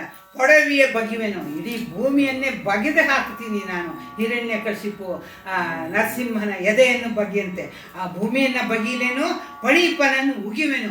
ಆ ಯಾರು ಸರ್ಪ ಏನಿದ್ದಾನೆ ಆದಿಶೇಷ, ಅವನನ್ನು ಅವನ ಸ್ಥಾನದಿಂದ ಹೊರಗೆಳೆದು ಬಿಡ್ತೀನಿ. ಅಂದರೆ ಭೂಮಿಯ ಅಡಿಯಲ್ಲಿ ಅವನೇನು ಹೊತ್ಕೊಂಡಿದ್ದಾನೆ ಅದು ಹಾಗೇನಾಯ್ತು, ಭೂಮಿನೂ ಬಿದ್ದೋಯ್ತು. ಅಲ್ಲಿಂದ ಜಾಗದಿಂದ ಯಾಕೆಂದ್ರೆ ಭೂಮಿಯಂತಹ ಅಪಾರವಾದ ಭಾರವಾದ ವಸ್ತುವನ್ನ ತನ್ನ ಹೆಡೆಯ ಮೇಲೆ ಹೊತ್ತುಕೊಂಡಿರುವಾಗ ಆ ಭಾರ ಮೇಲಕ್ಕೆ ತಡೆಯುವಾಗ ಆ ಪಣಿಪನನ್ನ ಆದಿಶೇಷನನ್ನ ಹೊರಗೆಳೆಯುವುದು ಕಷ್ಟ. ಯಾಕೆಂದ್ರೆ ಈಗ ಯಾವುದೋ ದೊಡ್ಡ ಒಂದು ಬೀರುನೋ ಕಬ್ಬಿಣದ ಒಂದು ಭಾರವಾದ್ದೇನೋ ತುಂಡೋ ಇರುವ ಕೆಳಗಡೆ ನಮ್ದೊಂದು ಸಾಮಾನು ಇದ್ರೆ ತೆಗೆಯುತ್ತೆ. ಈ ಹೋಲಿಕೆಯಿಂದ ನೀವು ನೋಡಿ, ಹೌದು ತಾನೆ? ಕೆಳಗಿಂದ ಏನಾದ್ರು ಇದ್ರೆ ಅದನ್ನ ಎತ್ತದೆ ಇದನ್ನ ತೆಗೆಯೋದು ಕಷ್ಟ, ಅದನ್ನ ಎತ್ತಕ್ಕಾಗಲ್ಲ. ಆದ್ರೆ ಇವನು ತನ್ನ ಶಕ್ತಿ ಎಷ್ಟಿದೆ ಅಂದ್ರೆ ಬೃಹತ್ತಾದಂತಹ ಭೂಮಿಯನ್ನ ಹೊತ್ತಿರುವಂತಹ ಆದಿಶೇಷನ ಹೆಡೆಯನ್ನ ತೆಗೆದು ಬಿಡ್ತೀನಿ. ಭೂಮಿ ಯಾವ್ದಕ್ಕ ನನಗೆ ಪಣಿಯನ್ನು ಅವನಂದ ಕಿತ್ತಾಕ್ಬಿಡ್ತೀನಿ ಅನ್ನ. ಪಣಿಪೆನೋ ಉಗಿಯುವೆನೋ, ಜಡಧಿಯ ಕುಡಿವೆನೋ, ಇಡೀ ಅಪರಂಪಾರವಾದಂತಹ ಸಮುದ್ರವನ್ನ ಕುಡಿದು ಬತ್ತಿಸ್ಬಿಡ್ತೀನಿ. ಒಡವನ ಹಿಡಿವೆನು, ಸಮುದ್ರದ ಒಳಗೆ ಇರುವ ಆ ಪ್ರಚಂಡವಾದಂತಹ ಆ ಬಡಬಾಗ್ನಿಯನ್ನ ನಾನು ಅದನ್ನು ಹಿಡಿತೀನಿ. ಹರಿ ಕಮಲಜರನು ಜಡಿವೆನು, ವಿಷ್ಣುವನ್ನ ಆಮೇಲೆ ಬ್ರಹ್ಮನನ್ನ ಅವರನ್ನ ಹೊಡೆದು ಬಿಡ್ತೀನಿ. ಜಡಿ ಅನ್ನೋದಕ್ಕೆ ಎರಡೆರಡು ಅರ್ಥ. ಒಂದು ಗದರಿಸು ಅನ್ನೋ ಒಂದು ಅರ್ಥ ಇದೆ, ಇನ್ನೊಂದು ಹೆದರಿಸು ಅನ್ನೋ ಅರ್ಥ ಇದೆ, ಒಂದು ಹೊಡೆಯನ್ನ. ಈ ಮೂರು ಕೆಲಸನೂ ನಾನು ಮಾಡ್ತೀನಿ. ಹೊಡಿತೀನಿ, ಹೆದರಿಸ್ತೀನಿ, ಅವರನ್ನ ನಾನು ಹೆದರಿಸ್ತೀನಿ ಅಂತ ಹೇಳಿಬಿಟ್ಟು ನಾನಾ ಭುವನದ ವ್ರಜದ ಅಡಿ ಭುವನ ವ್ರಜದ ಅಡಿಕೀಲ್ಗಳನ್ನು ಕೆಡಹುವೆನು. ಈಗ ನಾನಾ ಭುವನ ಅಂದ್ರೆ ಈ ಸಪ್ತಲೋಕಗಳು, ಬ್ರಹ್ಮಾಂಡಗಳು, ಅವೆಲ್ಲ ಯಾವುದೋ ಒಂದು ನೆಲೆಯಲ್ಲಿ ಅವು ಇರುತ್ತೆ. ಅದು ಯಾವುದೂ ತನ್ನ ಒಂದು ಪಥವನ್ನು ತಪ್ಪಿಸುವುದಿಲ್ಲ. ಅದಕ್ಕೆ ಯಾವುದೋ ಒಂದು ಸೂತ್ರದ ರೀತಿಯಲ್ಲಿ ಆ ಸೂತ್ರವನ್ನ ನಾನು ಕಿತ್ತಾಕ್ತೀನಿ. ಹೌದು ತಾನೆ? ಆ ಸೂತ್ರವನ್ನೇ ನಾನು, ಅವುಗಳು ತಮ್ಮ ತಮ್ಮ ಸ್ಥಾನದಲ್ಲಿ ಇರಬೇಕಾದ್ರೆ ಅದು ಯಾವುದೋ ಒಂದು ಈವನ್ ಅಸ್ಟ್ರಾನಮಿಕಲ್ ಆಗ್ಲೂ ಇರುತ್ತೆ, ಅಲ್ಲೇ ಇರುತ್ತೆ, ಅದ್ರ ಜಾಗವನ್ನು ಬಿಟ್ಟು ಹೋಗುದಿಲ್ಲ. ಹಾ, ಅಲ್ಲಿ ಅಂದ್ರೆ ಅವುಗಳು ತಮ್ಮ ತಮ್ಮ ಸ್ಥಾನದಲ್ಲಿರುವುದರಿಂದ ಅವುಗಳ ಆ ಒಂದು ಕೀಲಿದೆ, ಆ ಕೀಲು ಅವುಗಳನ್ನ ಒಂದು ನಿಯತ ದೂರದಲ್ಲಿ ಬಂಧಿಸಿದೆ. ಅಲ್ಲಲ್ಲೇ ಇರುತ್ತೆ ಅವು, ಅದದೇ ದೂರದಲ್ಲಿ. ಆ ಕೀಲನ್ನೇ ಕಿತ್ತಾಕ್ಬಿಡ್ತೀನಿ. ಆ ಕೀಲನ್ನೇ ನಾನಾ ಭುವನದ ಗುಂಪಿನ ಅಡಿಕೀಲ್ಗಳನ್ನು ಕೆಡಹುವೆನು, ಸುರಪುರವನ್ನು ಸುಡುವೆನು. ಇದ್ಯಾವ ಹಾಕಲ್ಲ ಇಷ್ಟೆಲ್ಲ ಮಾಡೋನಿಗೆ ಸ್ವರ್ಗವನ್ನ ಸುಟ್ಟು ಹಾಕ್ತೇನೆ, ಸುಟ್ಟು ಬಿಡ್ಲ. ಗಗನವನ್ನು ಒಡೆವೆನು, ಪರಂಪಾರವಾದ ಗಗನ ಕೇಳ್ತಲ್ಲ, ಗಗನಂ ಗಗನಾಕಾರಂ ಸಾಗರಂ ಸಾಗರೋಪಮಂ ಅಂತ ಇವನು ರಾಮರಾವಣರ ಯುದ್ಧಕ್ಕೆ ಒಂದು ಹೋಲಿಕೆಯನ್ನು ಕೊಡ್ತಾರೆ. ಈಗ ಹೋಲಿಕೆಯಲ್ಲಿ ಎರಡು ಥರ ಇದೆ, ಒಂದು ನೀಚೋಪಮೆ, ಒಂದು ಮಹದೋಪಮೆ ಅಂತ ಇರುತ್ತೆ. ನೀಚವಾದ್ದು ಅಂದರೆ ಯಾರ ಗುಣವನ್ನಾದರೂ ಕೆಟ್ಟದಕ್ಕೆ ಹೋಲಿಸುವಾಗ ನೀಚೋಪಮೆ, ಬೃಹತ್ತಾದ್ದಕ್ಕೆ ಹೋಲಿಸುವಾಗ ಮಹದೋಪಮೆ. ಅದು ಸಮನಾಗಿ ಹೋಲಿಸಿದ್ರೆ ಅದು ಸಾಧಾರಣ ಅಷ್ಟೇನೆ. ಆದರೆ ಸಾಧಾರಣ ಈ ಉಪಮೆಗಳಿಲ್ಲದೆ ಕಾವ್ಯ ರಂಜಿಸುವುದಿಲ್ಲ. ಇದರಲ್ಲಿ ಏನು ಅಂದರೆ ರಾಮರಾವಣರ ಯುದ್ಧಕ್ಕೆ ಆಕಾಶಕ್ಕೆ ಸಮುದ್ರಕ್ಕೆ ಯಾವುದನ್ನು ಹೋಲಿಸೋದಿಲ್ಲ. ಎಷ್ಟು ದೊಡ್ಡದಾಗಿದೆ ಸಮುದ್ರ ಅಂದರೆ ನಮ್ಮನೆ ಮುಂದಿನ ಕೆರೆ ಅಷ್ಟು ಅಂದರೆ ಹೋಯ್ತು.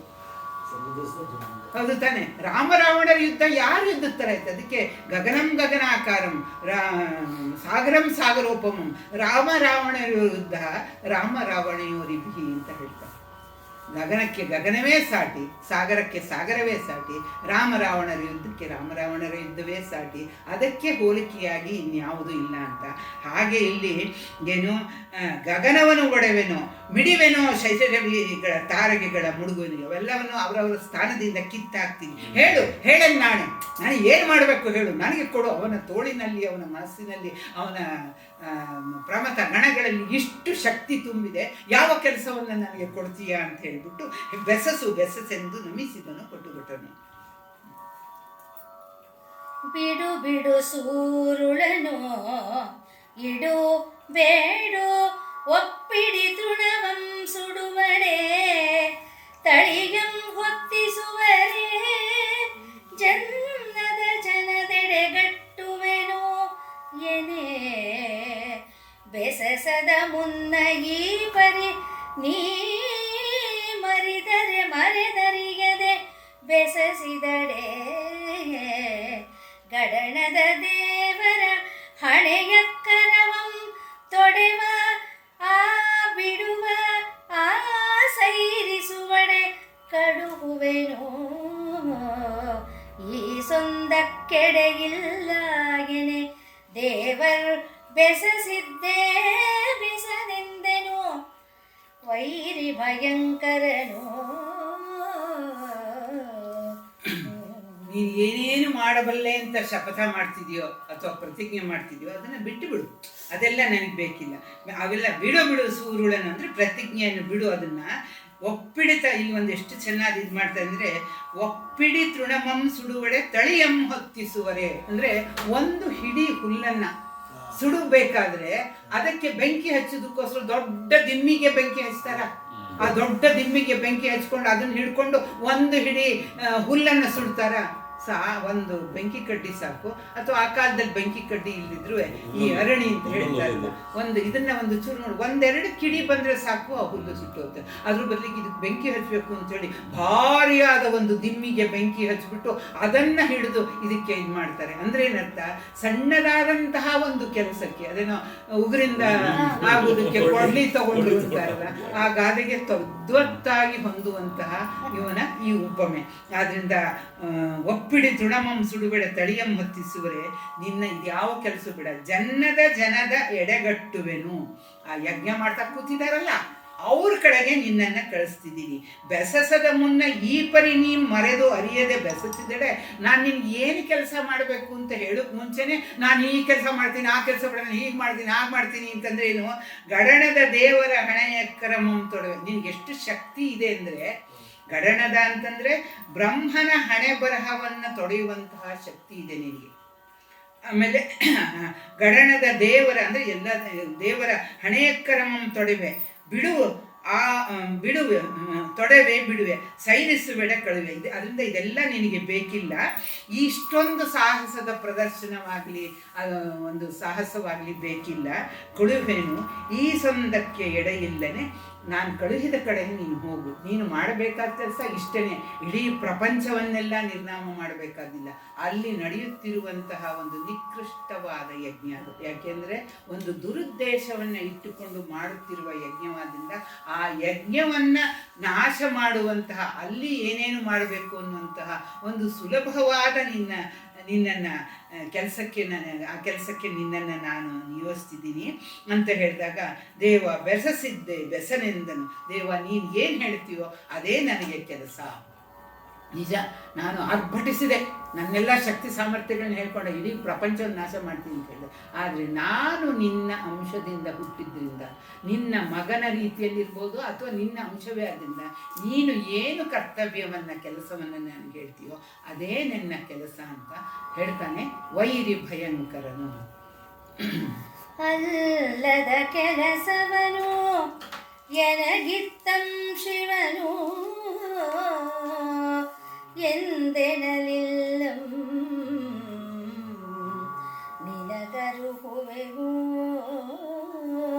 ನಿನಗರುಹುವೆ ಅಲ್ಲದೆ ಜಡನಿಧಿಗಳನ್ನೆಲ್ಲವನು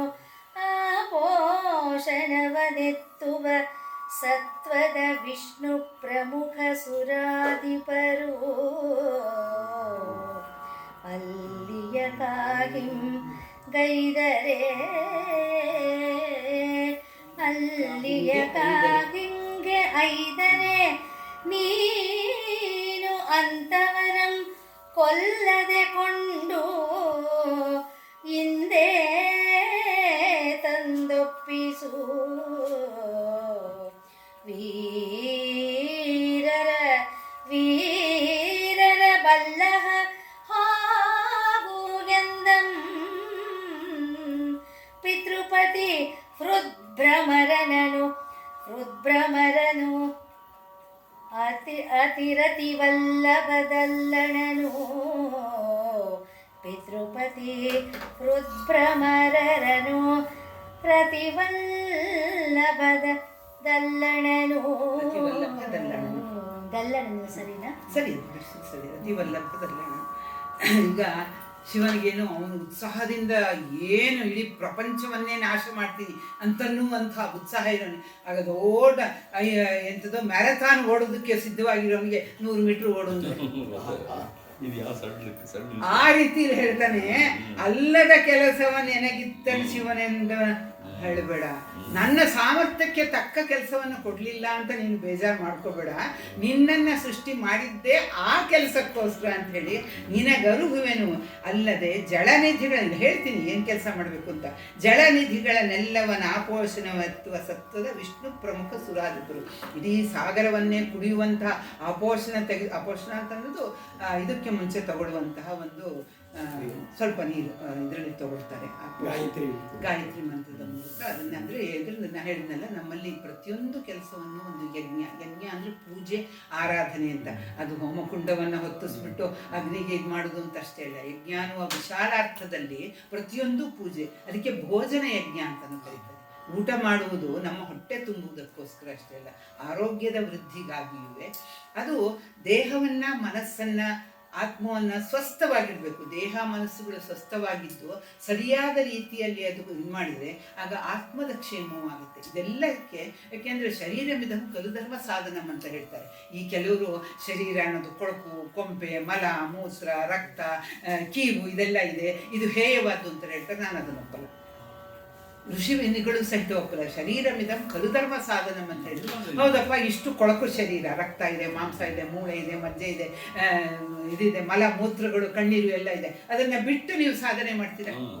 ಪಕ್ಕಕ್ಕೆ ಇಟ್ಬಿಡಿ. ಇಷ್ಟು ಕೊಳಕು ಶರೀರ ಆದರೆ ಆಗಲ್ಲ. ಈ ಶರೀರಮಿದಂ ಖಲು. ನಾವು ಯಾವುದೇ ಧರ್ಮ ಸಾಧನೆಯನ್ನು ಮಾಡಬೇಕಾದ್ರೆ, ಏನನ್ನೇ ಮಾಡಬೇಕಾದ್ರೂ ಈ ಶರೀರವೇ ಅದಕ್ಕೆ ಸಾಧನ. ಆದ್ರಿಂದ ಇದನ್ನ ನಾವು ಸ್ವಸ್ಥವಾಗಿ ಸೌಖ್ಯವಾಗಿ ಇಟ್ಟುಕೊಳ್ಳಬೇಕು. ಕಾಯಿಲೆಯಿಂದ ಏನೂ ಆಗೋದಿಲ್ಲ. ಹೆಲ್ತಿ ಮೈಂಡಿನ ಹೆಲ್ತಿ ಬಾಡಿ ಅಂತ ಹೇಳ್ತಾರೆ. ಮನಸ್ಸು ಆರೋಗ್ಯಕರವಾಗಿರ್ಬೇಕಾದ್ರೆ, ಪ್ರಸನ್ನವಾಗಿರ್ಬೇಕಾದ್ರೆ, ಸರಿಯಾದ ರೀತಿಯಲ್ಲಿ ಯೋಚನೆ ಮಾಡಬೇಕಾದ್ರೆ ಇಲ್ಲಿ ಎಲ್ಲೂ ನೋವಿಲ್ಲದೆ ಇರಬೇಕು. ಇಲ್ಲಿದೆ ಅಂತ ನೋಯ್ತಾ ಇದೆ, ನೋಯ್ತಾ ಇದೆ, ನೋಯ್ತಾ ಇದೆ ಅಂತ ಹೇಳಿ ಮನಸ್ಸು ಆ ಕಡೆನೇ ಹೋಗುತ್ತೆ. ನಿಮ್ಮ ಹೆಚ್ಚಿನ ಕಾಲ ಆ ನೋವಿನ ಚಿಂತನೆಯಲ್ಲಿ ಹೋಗುವಾಗ ನೀವು ಯಾವ ಸಚ್ಚಿಂತನೆಯನ್ನು ಮಾಡುವುದಕ್ಕೆ ಸಾಧ್ಯ? ಯಾವ ದಾರಿಯನ್ನು ಹಿಡಿಯುವ? ಅದಕ್ಕೆ ಭಗವಂತನಿಂದ ದತ್ತವಾದ ಈ ಅಪೂರ್ವವಾದ ಕೋಟಿ ಕೋಟಿ ಕೋಟಿ ಕೋಟಿ ರೂಪಾಯಿ ಬೆಲೆ ಬಾಳಬಹುದಾದ ಇದರಲ್ಲಿ ಇದ್ರೆ ಅದನ್ನು ನಾವು ಆರೋಗ್ಯಕರವಾಗಿ ಇಟ್ಕೊಳ್ಬೇಕು. ನಮ್ಮ ಕೈ ಮೀರಿ ಆರೋಗ್ಯವನ್ನು ಕೆಡಿಸ್ಕೋಬೇಕು. ಮೊದಲಿಗೆ ಅದು ಮೊದಲನೆಯ ಹೆಜ್ಜೆ ಆರೋಗ್ಯ. ಅದಕ್ಕೆ ಹೇಳ್ತಾರೆ ಶತಮಾನಂ ಭವತಿ ಶತಾಯು ಪುರುಷ. 100 ವರ್ಷಗಳ ಕಾಲ ಬಾಳಿ, ಆರೋಗ್ಯವಾಗಿ ಬಾಳಿ. ಬರೀ ಆಯುಷ್ಮಾನ್ ಭವ ಅಲ್ಲ, ಆರೋಗ್ಯ ಭವ ಅಂತ ಹೇಳಿದ್ರು. ಆರೋಗ್ಯಕರವಾದ ಶರೀರವನ್ನು ಇಟ್ಟುಕೊಂಡಾಗ ಆ ಶರೀರದ ಮೂಲಕವೇ ನಾವು ಎಲ್ಲ ಸಾಧನೆಯನ್ನ ಮಾಡಬೇಕಾಗಿದೆ. ಅದರಿಂದನೇ ನಾವೆಲ್ಲ ಮಾಡಬೇಕಾದ್ರಿಂದ ಇಲ್ಲಿ ಅಲ್ಲಿ ಯಾಕೆಂದ್ರೆ ಆಪೋಷಣ ಅಂದ್ರೆ ಆಪೋಷಣವನ್ನು ಯಾಕೆಂದ್ರೆ ಮೊದಲಿಗೆ ಆ ದೇವರ ಒಂದು ತೀರ್ಥ. ಯಾಕೆಂದ್ರೆ ಪ್ರತಿಯೊಂದು ಇನ್ನೂ ಇದರಲ್ಲಿ ಒಂದು ಕಡೆ ಹೇಳ್ತಾರೆ, ನಾವು ಏನು ಆಹಾರವನ್ನು ಬಿಡಿಸ್ತೀವೋ ಆ ಪ್ರತಿಯೊಂದು ಆಹಾರದಲ್ಲೂ ಒಂದೊಂದು ದೇವರ ಸ್ವರೂಪ ಇದೆ ಅಂತ ಹೇಳ್ತಾರೆ. ಆಮೇಲೆ ಈ ನಮ್ಮಲ್ಲಿ ಇದನ್ನ ಹೇಳ್ತಾರೆ, ಪರಿಶೇಚನೆ ಮಾಡಿ ಚಿತ್ರಾವತಿ ಅಂತ ಹೇಳ್ತಾರೆ. ಪರಿಶೇಚನೆ ಮಾಡುವುದಕ್ಕೆ ಒಂದು ಸೈಂಟಿಫಿಕ್ ಇದು ಇದೆ. ಏನಂದ್ರೆ ಹಿಂದಿನ ಕಾಲದಲ್ಲಿ ಮಣ್ಣಿನ ನೆಲ ಇರ್ತಿತ್ತು, ಸೆಗಣಿ ನೆಲ ಇರ್ತಿತ್ತು, ಇರುವೆಗಳು ಓಡಾಡ್ತಾ ಇದ್ವು. ಆಮೇಲೆ ಊಟವನ್ನು ಮಾಡುವಷ್ಟರಲ್ಲಿ ಬಾಳೆ ಎಲೆಯಲ್ಲಿ ಮುತ್ತುಗದಲ್ಲಿ ಮಾಡ್ತಿದ್ರು. ಹಾಗೆ ನೀರನ್ನು ಅದು ಸರಿಯಾಗಿ ಹಾಕಬೇಕು, ಏನೋ ಸುಮ್ಮನೆ ಹೀಗೆ ಮಾಡೋದಲ್ಲ. ಹೀಗೆ ಪೂರ್ತಿ ಹೀಗೆ ನೀರು ಒಂದು ಇದ್ರ ತರ ಬಂದಾಗ ಇರುವೆಗಳು ಅಲ್ಲಿ ಬರೋಕ್ಕೆ ಸಾಧ್ಯ ಇಲ್ಲ. ಅದು ಪರಿಶೇಚನೆ. ಅದು ಆಮೇಲೆ ಚಿತ್ರಾವತಿ ಅಂತ ಹೇಳುವುದರಲ್ಲಿ ಮೊದಲು ನಾವು ಪ್ರಾಣಿಗಳಿಗೆ ಒಂದು ನಮ್ಮ ಆಹಾರದ ಒಂದು ಭಾಗವನ್ನು ಕೊಡಬೇಕು ಅನ್ನುವಂತಹ ಒಂದು ಲೋಕಕ್ಷೇಮದ ಸರ್ವ ಜೀವಿಗಳ ಕ್ಷೇಮದ ಉದ್ದೇಶ ನಮ್ಮಲ್ಲಿ ಅದಿದೆ. ಹೇಳ್ತೀನಿ, ಅವೆಲ್ಲ ಹೇಳ್ತೀನಿ ಆಯ್ತಾ. ಆ ಒಂದು ಇದು. ಆಮೇಲೆ ಪ್ರತಿಯೊಂದನ್ನು ಆಮೇಲೆ ಮಾತನಾಡಬಾರ್ದು ಅಂತ ಹೇಳ್ತಾರೆ, ನಗಾಡಬಾರ್ದು ಅಂತ ಹೇಳ್ತಾರೆ. ಯಾಕೆಂದ್ರೆ ಒಂದು ಹೇಳ್ಬಾರ್ದು. ಆಮೇಲೆ ಆಹಾರವನ್ನು ದೂಷಿಸಬಾರದು, ಕಣ್ಣೀರು ಹಾಕಬಾರ್ದು, ನೋವಿಂದ ತಿನ್ನಬಾರದು. ಇವೆಲ್ಲ ಒಂದು ಪೂಜೆ. ಯಾಕೆಂದರೆ ಆಹಾರ ಅನ್ನೋದು ನಮ್ಮ ದೇಹದ ಸ್ವಾಸ್ಥ್ಯವನ್ನು ಕಾಪಾಡುವ ಒಂದು ಸಾಧನವಾದ್ರಿಂದ ಅದು ದೇವರ ಪ್ರಸಾದ. ಅದಕ್ಕೆ ನೋಡಿ, ಪ್ರಸಾದಕ್ಕೂ ಇದು ಅಂದರೆ ನಾವು ಹೋಟ್ಲಲ್ಲಿ ಹೋಗಿ ಮಾಡೋದು ಊಟ, ದೇವಸ್ಥಾನದಲ್ಲಿ ಮಾಡೋದು ಪ್ರಸಾದ. ಭಗವಂತನಿಗೆ ಅದನ್ನು ಅರ್ಪಣೆ ಮಾಡಿ ನಾವು ಶೇಷ ತೆಗೆದುಕೊಂಡಾಗ ಅದು ಪ್ರಸಾದ. ನಾವು ಲೋಟದಲ್ಲಿ ಕುಡಿದಿದ್ದು ನೀರು ಇದರಲ್ಲಿ ತಗೊಂಡಾಗ ಅದು ತೀರ್ಥ. ನೀರು ಅಂದ್ರೂ ತೀರ್ಥವೇ, ತೀರ್ಥ ಅನ್ನೂ ನೀರೇ. ಅದ್ರ ತೀರ್ಥ ಅನ್ನುವಾಗ ಅದರಲ್ಲಿ ಪವಿತ್ರತಮವಾದ ಭಗವಂತನ ಪ್ರಸಾದ ಅನ್ನುವ ಭಾವನೆ ಇರುತ್ತೆ. ಅದನ್ನು ನಮ್ಮಲ್ಲಿ ಆ ಭೋಜನ ನಾವು ಇನ್ನು ಮೇಲೆ ಯಾವಾಗ ಊಟ ಮಾಡಬೇಕಾದ್ರೂ ಇದೆಲ್ಲವನ್ನು ಮನಸ್ಸಿನಲ್ಲಿ ಇಟ್ಕೊಂಡ್ರೆ ಯದ್ಭಾವಂ ತದ್ಭವತಿ. ಮನಸ್ಸು ಹೇಗಿರುತ್ತೆ ಅದು ಆವಾಗ ನಾವು ಪ್ರಸಾದವನ್ನ ಸ್ವೀಕರಿಸ್ತಾ ಇದ್ದೀವಿ, ತೀರ್ಥವನ್ನ ಸ್ವೀಕರಿಸ್ತಾ ಇದ್ದೀವಿ. ದೂಷಿಸಬಾರ್ದು ಆಹಾರ, ಯಾಕೆಂದ್ರೆ ಅದು ನಮಗೆ ಜೀವಸತ್ವವನ್ನು ಕೊಟ್ಟು ನಮ್ಮ ದೇಹದ ಆರೋಗ್ಯವನ್ನು ಶಕ್ತಿಯನ್ನು ಕಾಪಾಡುವುದರಿಂದ ಅದನ್ನು ನಾವು ಅಪ್ಪಿ ಆಹಾರವನ್ನು ದೂಷಿಸಬಾರ್ದು. ಆಮೇಲೆ ತುಂಬ ದುಃಖವಾದಾಗ ಊಟ ಮಾಡಬಾರ್ದು ಅಂತ ಹೇಳ್ತಾರೆ. ಆ ನೆಗೆಟಿವ್ ಇದಿರುತ್ತಲ್ಲ, ಅದು ನೆಗೆಟಿವಿಟಿ ಇರುತ್ತಲ್ಲ, ಋಣಾತ್ಮಕವಾದ ಚಿಂತನೆ, ಅದು ಆಹಾರ ತನ್ನ ದೇಹವನ್ನು ಹೊಕ್ಕು ಅದು ರಸವಾಗಿ ಪರಿವರ್ತಿತವಾಗಿ ನಮ್ಮ ದೇಹಕ್ಕೆ ರಸವನ್ನು ಕೊಡುವಾಗ ಅದರ ಕ್ರಿಯೆ ಸರಿಯಾಗಿ ಆಗುವುದಿಲ್ಲ. ಮತ್ತೆ ನಮ್ಮ ಕಮರ್ಷಿಯಲ್ ಹೋಟೆಲ್ ತಿನ್ನೋದಕ್ಕೂ ಅಮ್ಮ ಕೊಡೋದಕ್ಕೂ ಪ್ರೀತಿಯಿಂದ ಕೊಡ್ತಾಳೆ. ಅದು ಆಕ್ಚುಲ್ ಆಗಿ ಅದಕ್ಕೆ ಹೋಟ್ಲಲ್ಲಿ ನಾವು ದುಡ್ಡು ಕೊಟ್ಟು ತಗೊಳ್ತೀವಿ ನಮ್ಮ ಬಾಳಿನ ಚಪ್ಪರಕ್ಕೋಸ್ಕರ, ಅಥವಾ ನಮ್ಗೆ ಆಹಾರ ಸಿಗದೆ ಇದ್ದಾಗ ಹಸಿವನ್ನ ಇಂಗಿಸಿಕೊಳ್ಳುವ ಒಂದು ಪ್ರಸಾದವಾಗಿ ತಗೋಬಹುದು. ಅಲ್ಲ, ಅದನ್ನ ನೀವು ಪ್ರಸಾದ ಅಂತ ಯಾವುದೇ ಊಟವನ್ನ ಪ್ರಿಪೇರ್ ಮಾಡುವಾಗ ಅಮ್ಮ ಪ್ರೀತಿಯಿಂದ ಬಡಿಸೋದಲ್ಲ, ಪ್ರಿಪೇರ್ ಮಾಡೋದು ಅದರಲ್ಲಿ ಮಮತೆ ಅಲ್ಲ. ಒಂದು ಇನ್ನೊಂದು ಹೋಟೆಲ್ ಫುಡ್ ಪ್ರಸಾದವಾಗಿ ತಗೋಬೇಕು ಅಲ್ಲ, ಹೋಟೆಲ್ ಫುಡ್ ಅನ್ನು ನೀವು ಸ್ವೀಕರಿಸುವಾಗ ಇದು ಇಂದಿನ ದಿನಕ್ಕೆ ದೇವರು ಈ ಹೊತ್ತಿಗೆ ನನಗೆ ಕೊಟ್ಟ ಪ್ರಸಾದ ಅನ್ನುವ ಭಾವನೆಯಿಂದ ಸ್ವೀಕರಿಸಿದ್ರೆ ಅದು ಪ್ರಸಾದ. ಅಂದ್ರೆ ಹೆಂಡತಿ ಆಗಲಿ ತಂಗಿ ಆಗಲಿ ಮಾಡ್ತಾರಲ್ಲ, ಅವರು ಪ್ರೀತಿಯಿಂದ ಬಡಿಸ್ತಾರೆ. ಅದಕ್ಕೆ ಹೇಳ್ತಾರೆ, ಅಡಿಗೆ ಮಾಡುವಾಗ ಕ್ರೋಧ, ಲೋಭ, ದುರಾಸೆ, ದುಃಖ ಯಾವುದು ಇರಬಾರ್ದು. ಅಡಿಗೆ ಮಾಡುವಾಗ್ಲೂ ಪ್ರಸನ್ನ ಮನಸ್ಸಿನಿಂದ. ಅದು ತುಂಬಾ ಇದೆ ನಮ್ಮಲ್ಲಿ. ಅದು ಸುಮ್ಮನೆ ಈಗ ಹೋಟ್ಲಲ್ಲಿ ಹೋದಾಗ್ಲೂ ನೀವು ಹೇಳಿದಾಗೆ ಅದನ್ನ ನಮ್ಮ ಭಾವನೆಯನ್ನ ಅದರಲ್ಲಿ ಪ್ರೇರೇಪಿಸಿಕೊಂಡು ಇದು ನನಗೆ ಇಂದು ಕೊಟ್ಟ ದೇವರ ಪ್ರಸಾದ ಅಂದಾಗ ಅದು ಪ್ರಸಾದ. ಭಾವನೆಯಲ್ಲೇ ತಾನೇ ಪ್ರತಿಯೊಂದು ಕಣ್ಣು ಗೊತ್ತಿಕೊಂಡು ತಗೋಬೇಕು ಅಷ್ಟೇ, ಆಗ ಪ್ರಸಾದ. ಎಲ್ಲವನ್ನು ಪ್ರಸಾದ ದೇವ್ರ ಪುಟ ಅಂತ ಅದನ್ನ ಆ ರೀತಿಯಲ್ಲಿ ಹಾಗೆ ಪೋಷಣ ಅನ್ನೋದ್ರ ಇಲ್ಲ ಇಲ್ಲ ದೂಷಿಸಬಾರ್ದು, ಆಹಾರವನ್ನು ದೂಷಿಸಬಾರ್ದು. ಆ ಸಮಯದಲ್ಲಿ ದುಃಖದಿಂದ ಇರಬಾರ್ದು, ಶೋಕ ಇರಬಾರ್ದು, ಕ್ರೋಧ ಇರಬಾರ್ದು. ಯಾಕೆಂದ್ರೆ ಎಲ್ಲ ಭಾವನೆಗಳಿಂದ ಆಹಾರ ರಸವಾಗಿ ಪರಿವರ್ತಿತವಾಗಿ ನಮ್ಮ ದೇಹದಲ್ಲಿ ಹೋಗುವಾಗ ಅದರ ವಿರುದ್ಧ ಭಾವನೆಗಳು ಉಂಟಾಗುತ್ತೆ. ಅದಕ್ಕೋಸ್ಕರ ಈ ಭೋಜನ ಯಜ್ಞ ಹೇಳಿದ್ರೆ ಪ್ರತಿಯೊಂದು ಯಜ್ಞವೇ ವಿದ್ಯಾಯಜ್ಞ. ವಿದ್ಯೆಯನ್ನು ಅದರಲ್ಲಿ ಪ್ರತಿಯೊಂದು ರೀತಿ ನೀತಿಗಳು ಅದನ್ನು ಆಳವಾಗಿ ತಿಳಿದುಕೊಂಡಾಗ ನಮಗೆ ತುಂಬ ಅದ್ಭುತ ಅಂತ ಅನ್ಸುತ್ತೆ. ಹಾಗೆ ಆಪೋಷಣ, ಅವನು ಆಪೋಷಣದ ರೀತಿ, ಆಪೋಷಣ ಅನ್ನೋದು ಈ ಕೈಯಿಂದ ತಗೊಳ್ಳುವಂಥದ್ದು ಒಂದು ಉದಾಹರಣೆ. ಆಪೋಷಣದ ರೀತಿ ಕುಡಿದು ಬಿಡಬಲ್ಲಂತಹ ಸತ್ವವುಳ್ಳ ವಿಷ್ಣು ಮತ್ತು ಪ್ರಮುಖ ಸುರಾಧಿಪರು ಅಲ್ಲಿ ಕಾಹಿಂಗೆ ಐದರೆ ಅಲ್ಲಿ ಯಜ್ಞವನ್ನು ಕಾಪಾಡುವುದಕ್ಕೋಸ್ಕರ ಬಂದಿದ್ರೆ ನೀನು ಅಂಥವರನ್ನು ಕೊಲ್ಲದೆ ಕೊಂಡು ಹಿಂದೆ ತಂದೊಪ್ಪಿಸು. ಅವ್ರು ಯಾರನ್ನೂ ಕೊಲ್ಲಕ್ಕೆ ಹೋಗ್ಬೇಡ, ನನಗೆ ಅವ್ರು ಹಾಗೆ ಬೇಕು.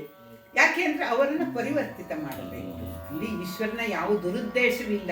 ಅವರು ಬಂದಿದ್ದಾರೆ ಯಾವುದೋ ಒಂದು ಅನಿವಾರ್ಯತೆಯಿಂದ ಬಂದಿದ್ದಾರೆ. ಈಗ ವಿಷ್ಣುವನ್ನ ಅವನು ಪ್ರಾರ್ಥನೆ ಮಾಡ್ಕೊತಾನೆ, ನೀನು ಹೋಗ್ಬೇಡ, ಮುಂದೆ ಬರುತ್ತೆ, ನೀನು ಹೋಗ್ಬೇಡ, ನಿನ್ನನ್ನು ನಂಬಿದ್ದೀನಿ ನನಗೆ ನೀನು ಕಾಪಾಡಬೇಕು ಅಂತ ಹೇಳಿದಾಗ ಅನಿವಾರ್ಯವಾಗಿ ಅವನು ವಿಷ್ಣು ಅದಕ್ಕೆ ಒಪ್ಕೋತಾನೆ. ಹಾಗೆ ನೀನು ಅಲ್ಲಿಂದ ಕಾಹಿಂಗ ಇದ್ದರೆ ನೀನು ಅಂಥವರನ್ನು ಕೊಲ್ಲದೆ ಹಿಂದೆ ತಂದೊಪ್ಪಿಸು, ಅವರನ್ನು ಹಾಗೇ ನನಗೆ ತಂದು ಒಪ್ಪಿಸಬೇಕು. ವೀರರ ಬಲ್ಲಹ, ಅವನು ಬೆಂತಡ್ತಾನೆ, ವೀರರಿಗೆಲ್ಲ ರಾಜನಾದಂಥವನೇ, ಯಜಮಾನನಾದಂಥವನೇ ಹೋಗೆಂದು ಪಿತೃಪತಿ ಹೃದ್ಭ್ರಮರನು ರತಿವಲ್ಲಭ ಧಲ್ಲಣನು. ಪಿತೃಪತಿ ಅಂದರೆ ಯಮರಾಜ, ಪಿತೃಗಳಿಗೆಲ್ಲ ಒಡೆಯ ಅಂದರೆ ಸತ್ತೋದಾಗಿ ಮಾಡೋದು. ಪಿತೃಪತಿ ಹೃದ್ಭ್ರಮರನು ಅಂದರೆ ಯಮನೂ ಸಹಿತ ಇವನು ಆರಾಧಿಸ್ತಾನೆ. ಏಕೆಂದರೆ ಅವನಿಗೆ ಒಡೆಯ ಈಶ್ವರ. ಹೃದ್ಭ್ರಮರ ಅಂದರೆ ಹೃತ್ಕಮಲದಲ್ಲಿ ಭ್ರಮರದಂತೆ ಸುತ್ತುತ್ತಿರುವವನು. ಈಗ ಕಮಲಕ್ಕೆ ಭ್ರಮರ ಇದು ಅನ್ನುವ ಕಮಲ ಶ್ರೇಷ್ಠ, ಭ್ರಮರ ಅದರ ಒಂದು ಆಳು ಅಥವಾ ಆಜ್ಞಾಧಾರಕ ಅಥವಾ ಅದರ ಒಂದು ಭಕ್ತ ಅನ್ನುವ ಅರ್ಥದಲ್ಲಿ. ಆ ರೀತಿ ಪಿತೃಪತಿ ಯಮನ ಹೃತ್ಕಮಲ, ಯಮನಿಗೆ ಒಡೆಯನಾದಂಥ ಪಿತೃಪತಿ, ಇವನಿಗೆ ಒಡೆಯನಾದಂಥವನು. ಅವನ ಭ್ರಮರನು, ಅವನ ಹೃದಯದಲ್ಲಿ ಭ್ರಮರದಂತೆ, ಇವನು ಈಶ್ವರನ ಹೃದಯದಲ್ಲಿ ಭ್ರಮರದಂತೆ ಸುತ್ತಿರುವವನು. ಇನ್ನೊಬ್ಬ ರತಿವಲ್ಲಭ ದಲ್ಲಣನು, ರತಿಯ ಪತಿಯಾದಂತಹ ಮನ್ಮಥನನ್ನು ನಾಶ ಮಾಡಿದಂಥವನು. ಅದು ಈಶ್ವರನಿಗೆ ಈ ವಿಶೇಷಣಗಳನ್ನು ಕೊಟ್ಟು ಇಲ್ಲಿಗೆ 14 ಪದ್ಯ ಆಯಿತು. ನಾಳೆ ನೋಡೋಣ.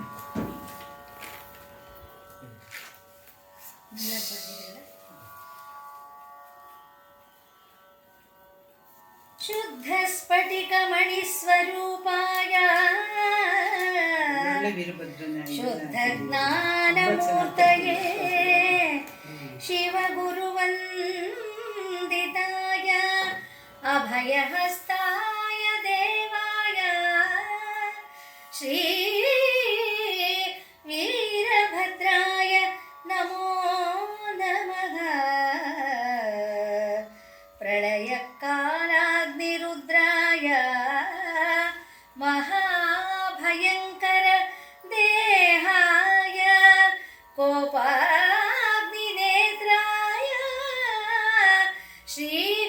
श्रीवीरभद्राय नमो नमः श्रीवीरभद्राय नमो